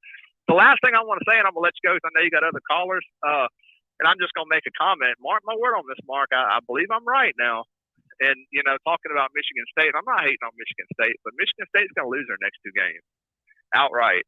They're going to lose to Ohio State. I don't know yet whether it's going to be by a little or a lot. We'll know Saturday, and then they're going to lose their last game against Penn State. Penn State, I was at that game. I didn't realize that Penn State considered us a rival. See, that's the problem with Michigan. Everybody considers us a rival. Every game we play, it's a rivalry game. Whether it's Ohio State or Michigan State or Penn State, everybody wants a piece of Michigan. I don't know why, because we haven't even done that much. And Michigan State is never going to be our real rival. I don't care what Jim Harbaugh says. Ohio State will always be the real rival of Michigan. It doesn't matter whether Michigan State's beating us or not. That is our 100% factual rival. And they're just they're never going to be able to take the place of that. It doesn't matter if they're winning or not. But look, I'm going to let you go, Mark. I appreciate you taking my call. I'm sorry for motor mouthing. And just have a good night. No worries. Thank you so much for the call. I appreciate it. All right. Thank you. And so the caller there definitely had a point on the Michigan side. So I could have stated the same thing that he did. The Michigan argument in being ranked higher is that, okay, if two teams are being evaluated and we lost 37-33 on the road, forget the score for a second. It could have been a 1-point game. It was a 1-score game. It was right down to the wire, last possession. Well, if you're losing that game on the road, and statistics tell us that there's a decided advantage at home, well, we're evaluating those two teams. If they play at a neutral site, what can the conclusion be? That it's a toss-up. So they lost the game on the road. And then, as mentioned, not only are Michigan fans complaining about the calls made in the game, the Big Ten office succeeded that there were missed calls in the game. So the Big Ten office actually has apologized to Michigan to say there were missed calls in the game. So I have no issue with somebody making the judgment based on those factors to say Michigan should be ranked ahead of Michigan State. Welcome into the Voice of College Football. Who's on the line? Hey, Mark, how's it going? This is Emmanuel. Hey, Emmanuel. What's going on? Not much. Hey, I always have the worst questions, but you always have the best answers, Mark, so I appreciate that. Worst questions, best answers. Well, I appreciate that comment, but I can't imagine that you've got the worst questions, but let's hear the next one. All right. So I wanted to look at two things affecting football recently, which is the transfer portal and early signing. Okay. I wanted to get your thoughts on do you think those are good for football, or are they more hurting football? Well, let me attack the easier of the two, which would be the early signing period. So you're talking about the December signing day versus February. Yeah. Okay. So I did not think that the backlash from coaches was as strong as I anticipated it to be when it happened. But I do remember certain coaches, Urban Meyer probably being the most famous, saying he did not initially like the early signing period.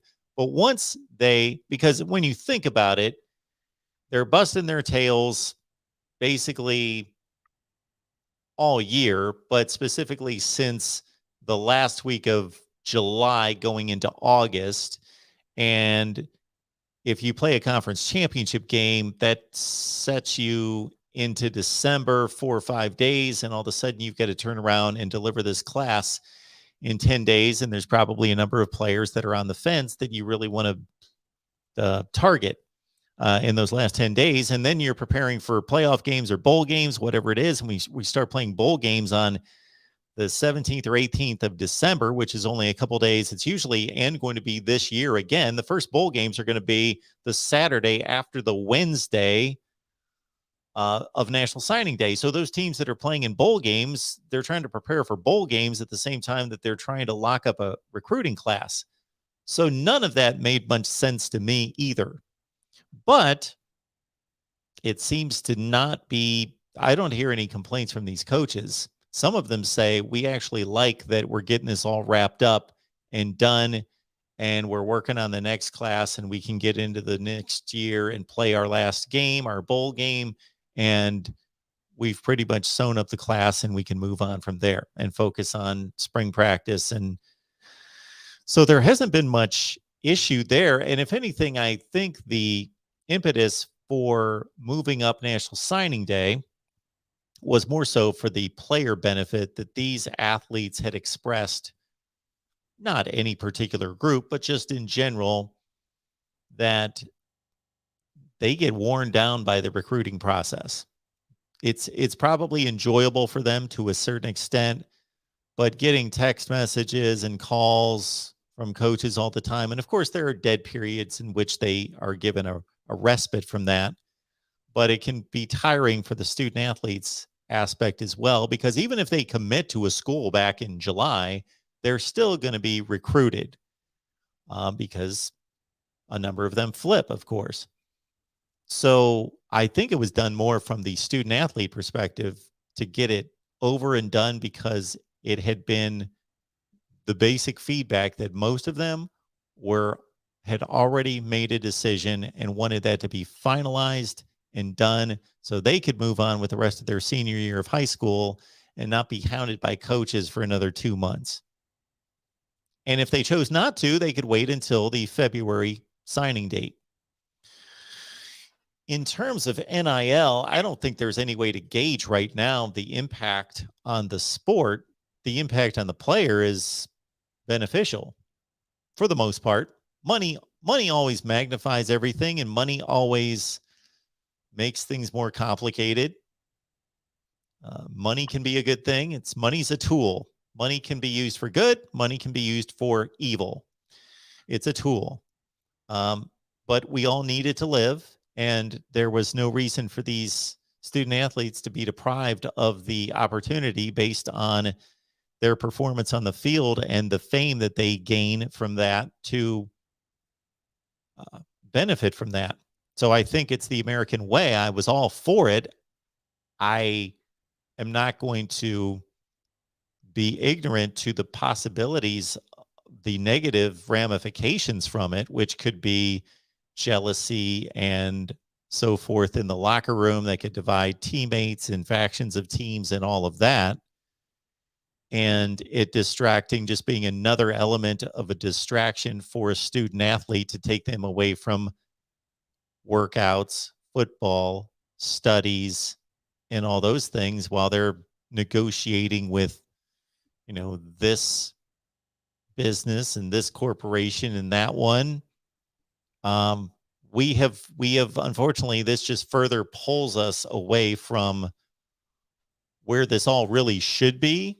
For being honest, it should be that these athletes go to school and they are students that play a sport on the side. That's what it should be. But it's not that anymore and hasn't been for a long, long time. Agreed. Now, when in regards to the transfer portal, when a student transfers, does that take away a scholarship from the recruiting class? Yes. So,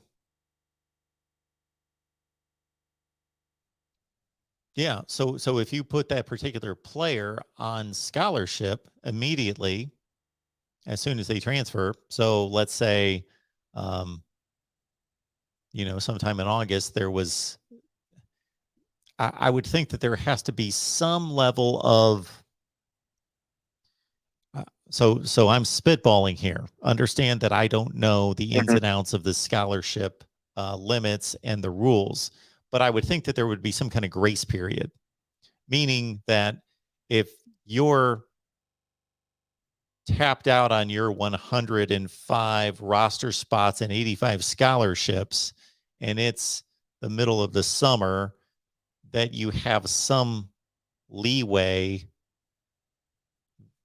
because if you denied bringing on an athlete, if you said, okay, well, if the rule was we cannot expand our roster anymore because we've hit our limit, well, the day that you're denying an athlete from transferring to that particular school, the next day somebody could enter the transfer portal from that school, and suddenly they've got a scholarship open that they didn't have open yesterday, and they missed out on those opportunities.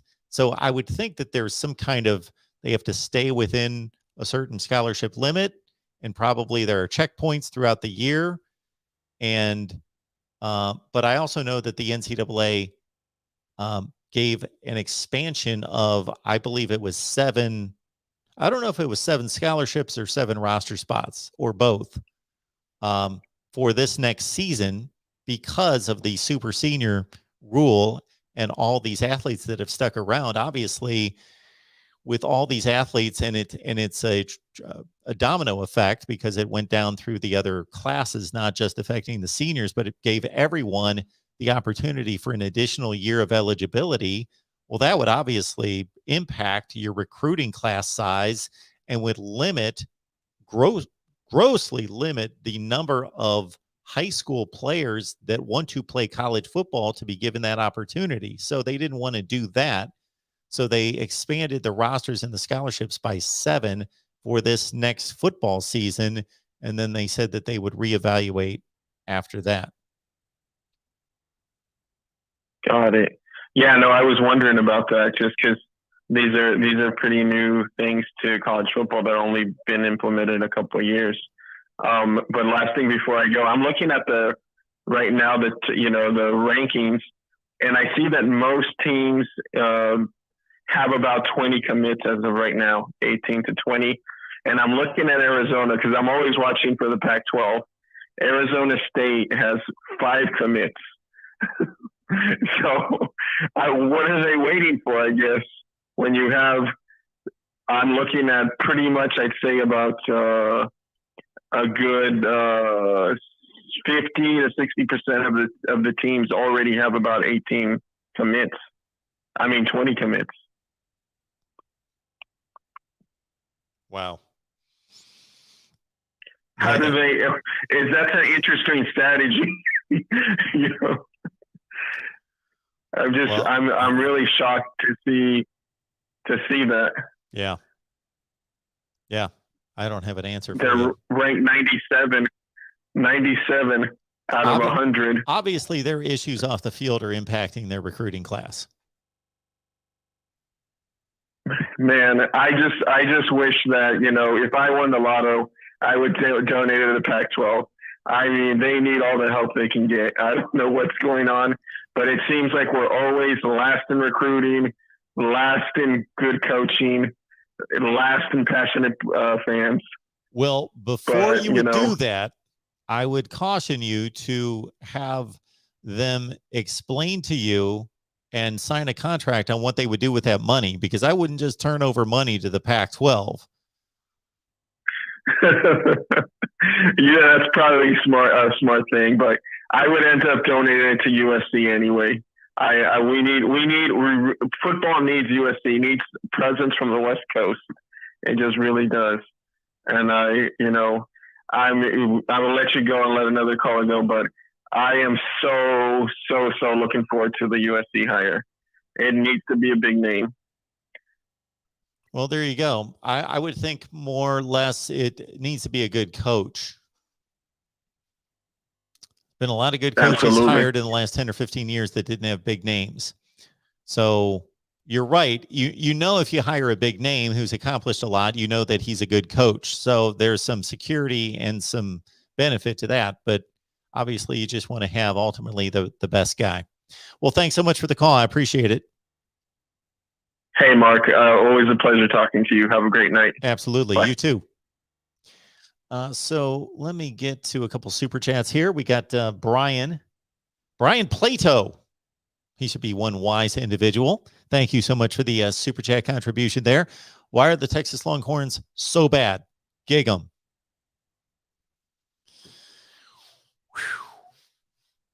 They have culture issues at Texas. They had them before Steve Sarkisian. He's either incapable of cleaning them up or he has not had enough time. So I would agree he's not had enough time, but that doesn't mean he's capable of it. He may never clean up the issues with Texas football. Texas has a talented enough team to be 7-3 or 8-2 right now, not 4-6. I don't know why Steve Sarkisian was hired.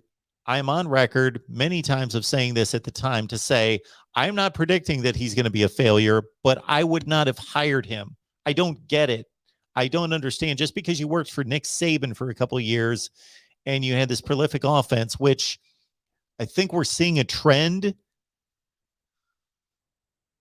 Alabama fans would have to remind me who the offensive coordinator was with the Tide before Lane Kiffin. But anyway, since Lane Kiffin, you could go on through the line, Steve Sarkisian and Bill O'Brien. Hello. They recruit the best athletes. They've got the best players. They've got dynamic players at every position, an offensive line that's amazing. Not necessarily this year, but an offensive line that's amazing in the whole deal. So every offensive coordinator at Alabama, as long as they know what they're doing, is going to be good. They're going to score 1 million points and ring up ridiculous yardage totals. This is not difficult to see. So does that qualify you to run one of the top 5 to 10 programs in the country? When you showed that you mishandled Washington and USC. And of course, we know what the off the field issues were at USC, but taking that aside, and that I'm sure affected his job performance. But if you look at what he accomplished or failed to accomplish at Washington and USC, he was, if anything, worse than his predecessor and his successor. So in terms of a resume, I don't see how that qualifies him for the Texas job. Now, he may turn out to be the guy and he may turn it around, but I'm on record as of the hire in saying I would not have hired him, and I don't know what qualifications he has. All right. We've got another super chat or two in here if I can find them. I always like to honor them, of course, and they're often attached to questions. So our next one's coming in here. Well, we've got our guy, Falconer X. Falconer X is the king of the super sticker. So Falconer X, whatever a super sticker is, we appreciate it. Thank you so much for the contribution and for being here. And for those people that want to know what the call-in number is, I apologize. I am sorry that I just posted it here in the last 5 minutes. That's a bad habit of mine. 860-499-3332. It's on the bottom line ticker. And there might have been one other super chat. Maybe, maybe not. Man, am I behind in this? Okay, that must be it. I still haven't gotten to the bottom of the comments. You guys are pumping out the comments tonight. Wow. I'm like scrolling this thing as fast as I can. Oh, there we got 2 super chats. Let me get to those as well. We've got Justin. Thank you so much for the contribution. Appreciate that so much, Justin. Ohio State, Michigan State will be a great game. Go Bucks. Hit the like button, please. Absolutely. Hit the like button. Consider contributing. If you have a connection to a possible potential sponsor, please hit me up at markriderstv@gmail. Justin, thank you so much for that. We will have analysis from both sides, meaning Michigan State and Ohio State, on this big game in the Big Ten East, the biggest game of the year in the Big Ten thus far. We just released analysis on the Michigan State side today. We will do so for the Ohio State side tomorrow. And of course, our Ohio State Buckeyes live show is tomorrow at 1:30 Eastern on the Ohio State channel. So join us for that. That will be a big time. Super chat coming in from Ben. Thank you so much for that. I have to show my appreciation for all your great content, especially considering the obvious challenges you face doing so as an Ohio State fan. Yeah, the brain doesn't operate that well as an Ohio State fan. So there is a challenge there. That might be my excuse. Super chat. Thank you so much. Appreciate that coming in from Travis Walker. Thank you so much for that. Much appreciated, Travis. Good to see you. I saw where somebody else, and I lost track of their comment because there's a zillion of them, had commented that they subscribed tonight. So anybody that's listening right now that's not subscribed, please do. The benefit to you is that you hit the bell for the notifications to know when we go live or when we upload new content. The benefit for us is we just want to build a subscriber base and continue to build this channel and all the 25 team channels. So there's probably people listening to me right now that don't realize that we've got, my goodness, Ohio State, Michigan, Nebraska, Penn State, Iowa, Wisconsin, Oklahoma, Texas, Notre Dame, Oregon, USC, Texas A&M, Florida, Auburn, Tennessee, Alabama, LSU, Florida State, Virginia Tech, Clemson, and Miami channels. All those. All right. I am now also considering why the viewer count was probably different on what George saw versus what I'm seeing, because we're simulcasting on other channels. Got 2 calls on the line. Let's take these 2 calls, then we'll wrap it up for the night. Welcome into the Voice of College Football. Who's on the line? Hey, Mark, it's George. Wait a minute, George. You're George, what's the missing rule? some super chat. Am I missing? I just read off a bunch. No more than no more than twice a night. No more than twice a night, unless Right. you remind me of super chats that are there. So, Right. You miss them because you don't stay current. You're like an hour behind, or half an hour, or 20 minutes. Well, You got to keep. You just got to spin past 80 I've been comments and catch spinning. up. I am down to the bottom of. Yeah. Did you hear the super chats I just read off? I read off about 5. I think I caught up with all of them. All right. Did you see Cal 1? COWONE, Cal 1. I don't see that one anymore. I think he's a new guy. But he said, I'm a perfectly straight guy, heterosexual. He said that you have beautiful blue eyes and good hair. That's I will take that comment. That's an interesting one. Right. Right. Beautiful blue eyes. Well, I said they're kind of Cal 1. hazel. I said Cal. I told him, I said, Cal 1, I don't care what you say. That's overboard. Stop it. Like we all Not if know it's Mark has attached to a nice super eyes and chat. good hair, but we don't talk about it. We don't talk about it openly. All right, That's back great. to football. Yes. Texas freaked me out. Oh, did I miss the? No, I think I caught up with everyone. I think I got them all. I hate to miss super chats. I hate that. But all right, George. Thanks for calling in. Let me know about the hair and the No, eyes. wait, I was talking about What? Texas. I was talking about Texas. What about Texas? They freaked me out. They suck. They freaked me out, man. Like, how can they do this for they're like Georgia. It's been 40 years or something. No. I'm thinking They're not Florida. like Georgia. I'm thinking Florida's going to save their program by hiring a good coach and fix it in 1 year. How come Texas never did that? I don't get it. They How keep can trying. they go so long without hiring a I don't understand. They were playing in the national championship game in 2009 and won one in 2005. So that's All right, little different than the 2005. That's Georgia 5 years thing. better than Georgia. 5. It's 25 years better. All right, one more thing in the Yes. chat. We are all having a big thing. And Yeah. one guy was saying the athletes are employees. They make money for the university. And other people are arguing about, the benefits and all that. But in Black's Law Dictionary, the word employee, employer, this is literally true. Go online to Black's Law Dictionary and look up employee, employer. And it says master, servant. These terms are synonymous. So people want to tell me about slavery. They don't even know what the legal word master or employer employee means. And they go and give an application which has a serious legal definition. You applied for it. So now it's voluntary servitude, not involuntary, which is illegal. So everybody's getting what they bargained for. We could pay them as independent contractors, 1099 them, give them money.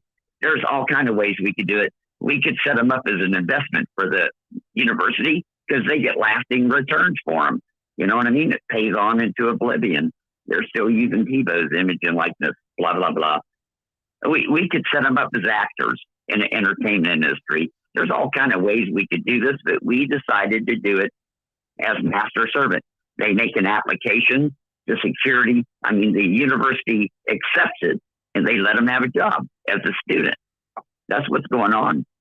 Any lawyer could fix this that was honest, but they don't want to apparently because it's worth billions and billions of dollars to ESPN and those other channels and networks and universities and professors, administrators. All right, George. Everybody's getting rich. All right. Go Alabama. There you Talk to go. you later. See ya. Bye. So I spent a portion of my day yesterday with my daughter and her student loans and making phone calls, trying to circumvent some of it, trying to figure out better ways to deal with the student loans. So anybody who says that student athletes are not compensated, I will hand them all my student loans. We can hand those to you. Yes, student athletes are paid. They are paid with a scholarship. Now, we can have an argument as to whether that's enough, but they are paid for their services in playing for that university. Whatever that's worth, $30,000 a year, $40,000 a year, whatever, depending on the school. So they are compensated. We can have the argument, the debate, the discussion, whether it's enough, but they are compensated. They don't play for free. All right. Next up here at the Voice of College Football, who's on the line? Hey, Mark, it's Travis. Hey, Travis, what's going on? Hey, how you doing, man? I'm good. I saw something that kind of caught my eye that I thought might be interesting for the committee to figure out. Saying that Ohio State beats Michigan and Michigan State, you're going to have Cincinnati sitting at 5, assuming they win out, and then assuming Notre Dame wins out, they would move up to that 6 spot more than likely. You got a Cincinnati, a group of 5 school, sitting at 5. You got a Notre Dame 11-1 that does not have a conference championship sitting at 6. You know, it's just kind of interesting. Then, you know, behind them, you got a possible, you know, Oklahoma State conference champion and a Wake Forest ACC conference champion.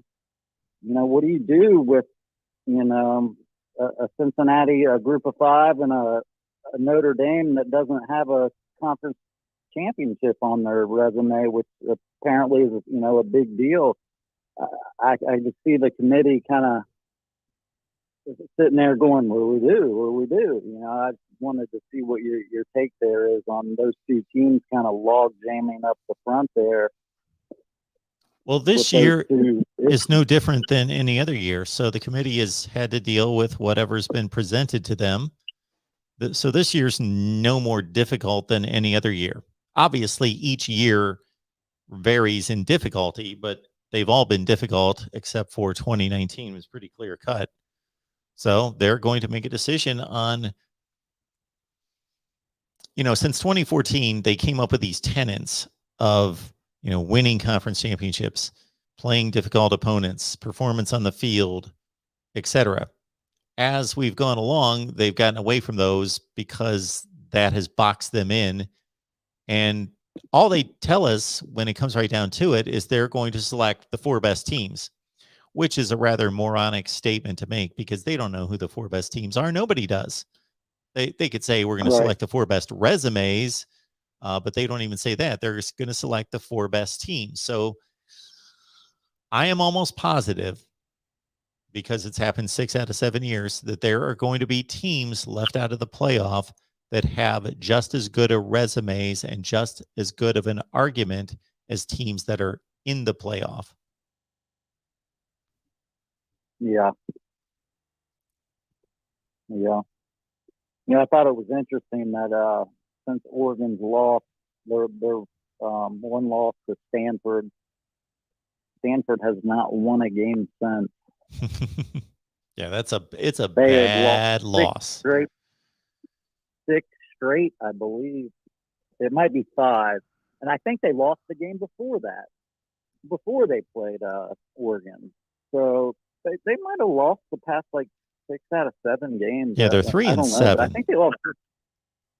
I think they've lost 6 straight, maybe 5. I don't know, but they haven't won a game since that. I just thought no one's ever brought that up. I've never heard anybody on anything I watched bring that up since Oregon's lost. The team that beat them has not won a single game.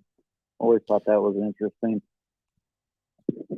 If Oregon makes the playoffs, they will no doubtedly be the team that will carry the worst loss into the playoff.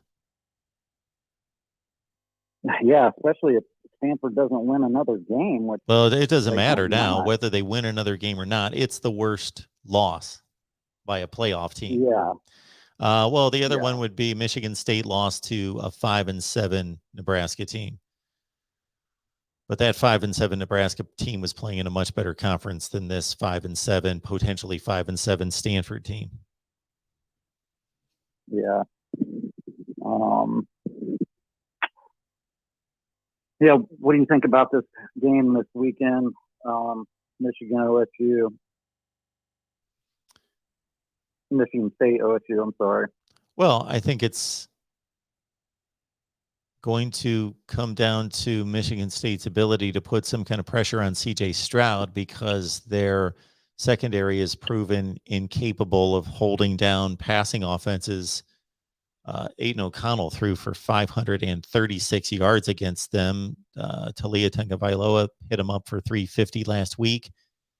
And those aren't inflated statistics. They're all meaningful throws during competitive games. So Michigan State's got an issue containing the pass, and that's not the issue you want to have against Ohio State.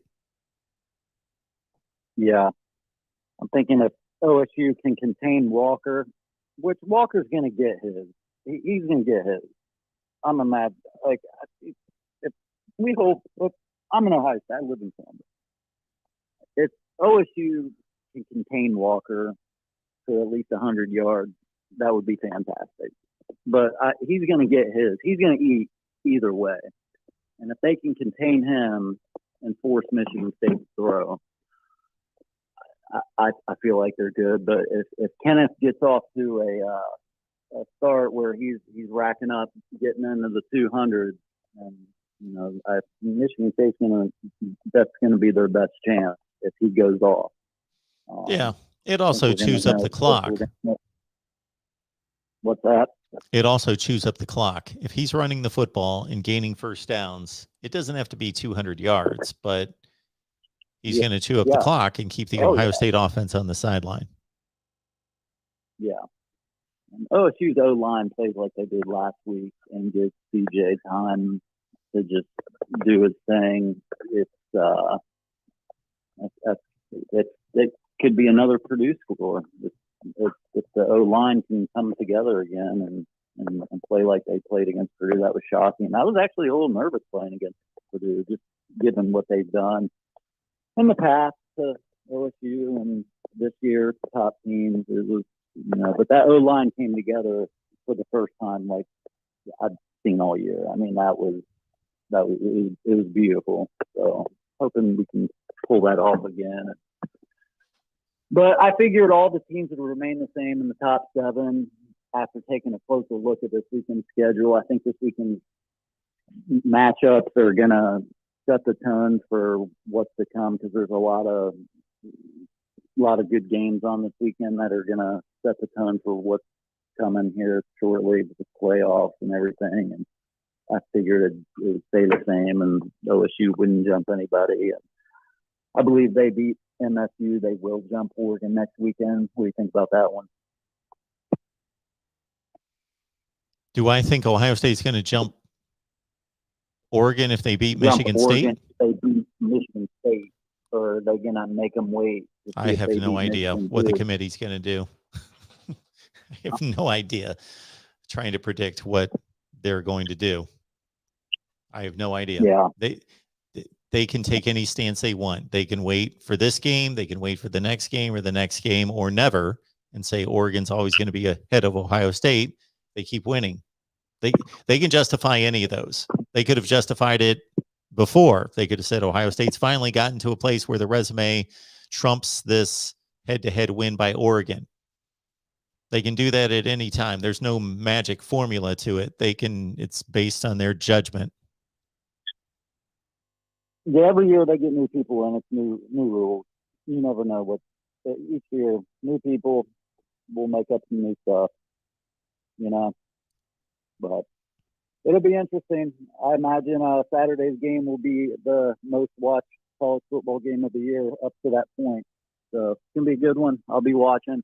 Appreciate the content. Talk to you later, buddy. Hey, thanks so much for the call. Appreciate that. All right, thank you. All right. And I was going to take those two calls and no more, but we've got somebody waiting. So I, being a kind soul, welcome to the Voice of College Football. Who's on the line? Hi, this is Tyler. Hey, Tyler. Nice to talk to you. How are you? Hi, I was wondering because I'm good. How are you? So I was wondering because everyone's been talking a lot about Ohio State versus Oregon, and that whole head-to-head thing. I'm just wondering, it doesn't seem like people are ever looking at like the resume of Oregon compared to like even the rest of the top 10, because I don't know if you ignore just the fact that Ohio State is there, which they're kind of shoving Oregon up the rankings because of head-to-head. Mm-hmm. I don't know if Oregon's resume stacks up to teams like Cincinnati or Michigan State. Well, take out the first one. It stacks up against Cincinnati's. The other two, no, it does not.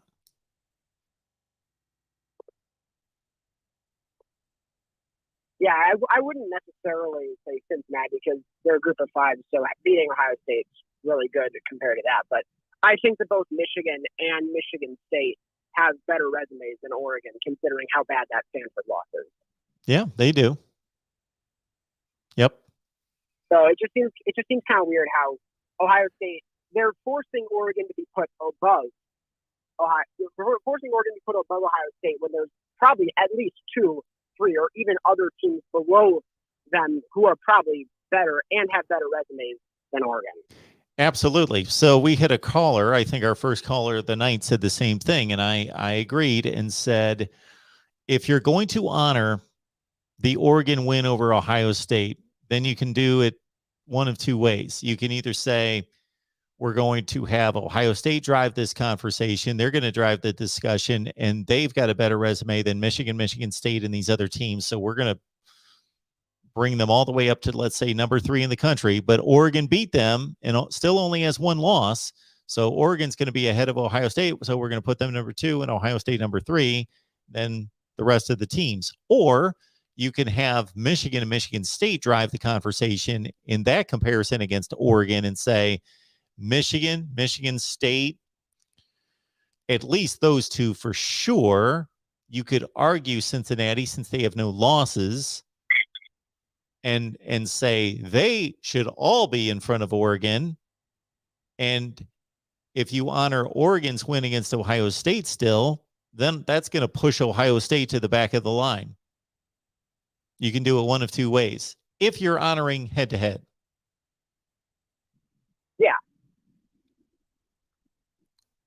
Yeah, but of course, when the committee puts Michigan over Michigan State, they stop honoring head-to-head.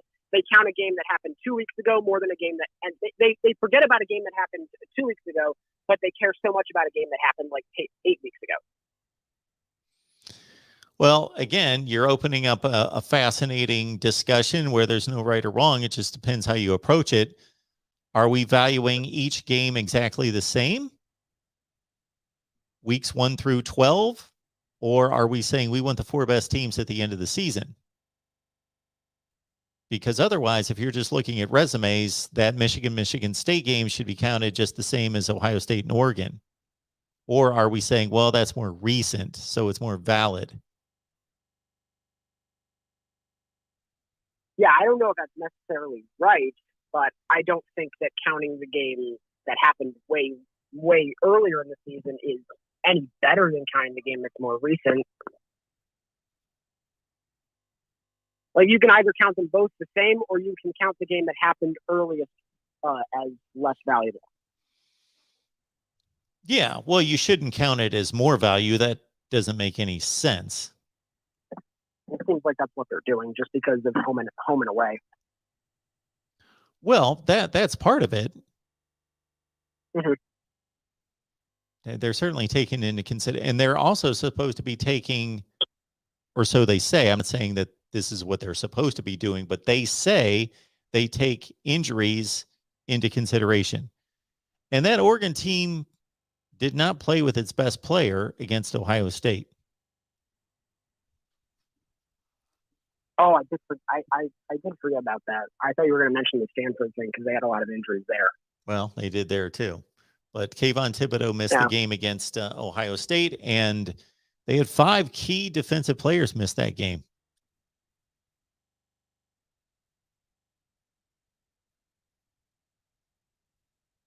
Yeah, that is a thing. That's just another element, I guess. There's just a lot. There's a lot there. A lot of poor results that Oregon has turned up ever since that game, in terms of struggle wins and that loss. Absolutely. Anything else? Yeah. No, that's all I had. Well, I appreciate the call. Thank you. Have a good weekend. Or where are we? We're on Tuesday night. Have a good weekend. I'm thinking it's like our Saturday call-in show after the games. All right, everyone. Appreciate everybody being here at the Voice of College Football. So Wednesday's just an insane schedule. So it looks like this. We go live at 11:30 in the morning with Nebraska live for an hour. Then 12:30 Eastern time, Oklahoma live. Then at 1:30, Ohio State live for an hour on the Ohio State channel.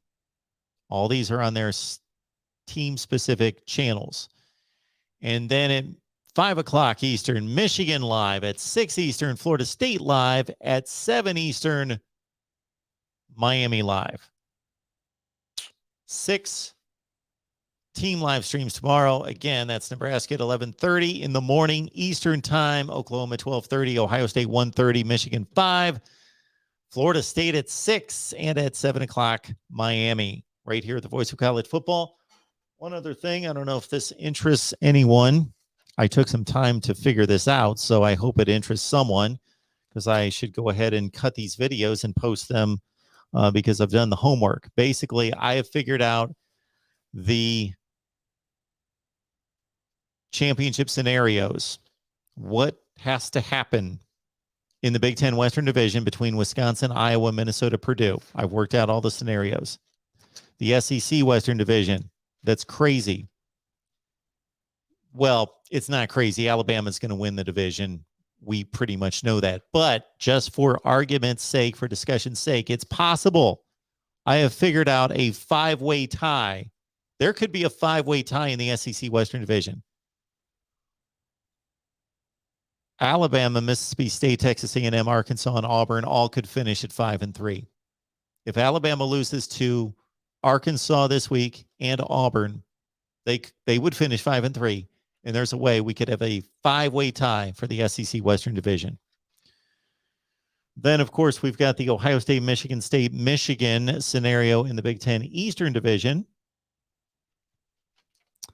And was there another one? Those are the ones I'd worked out thus far. So it was the SEC West, the Big Ten East and West, And I guess just those three. I thought I worked out the ACC as well. The ACC, yes, where's that?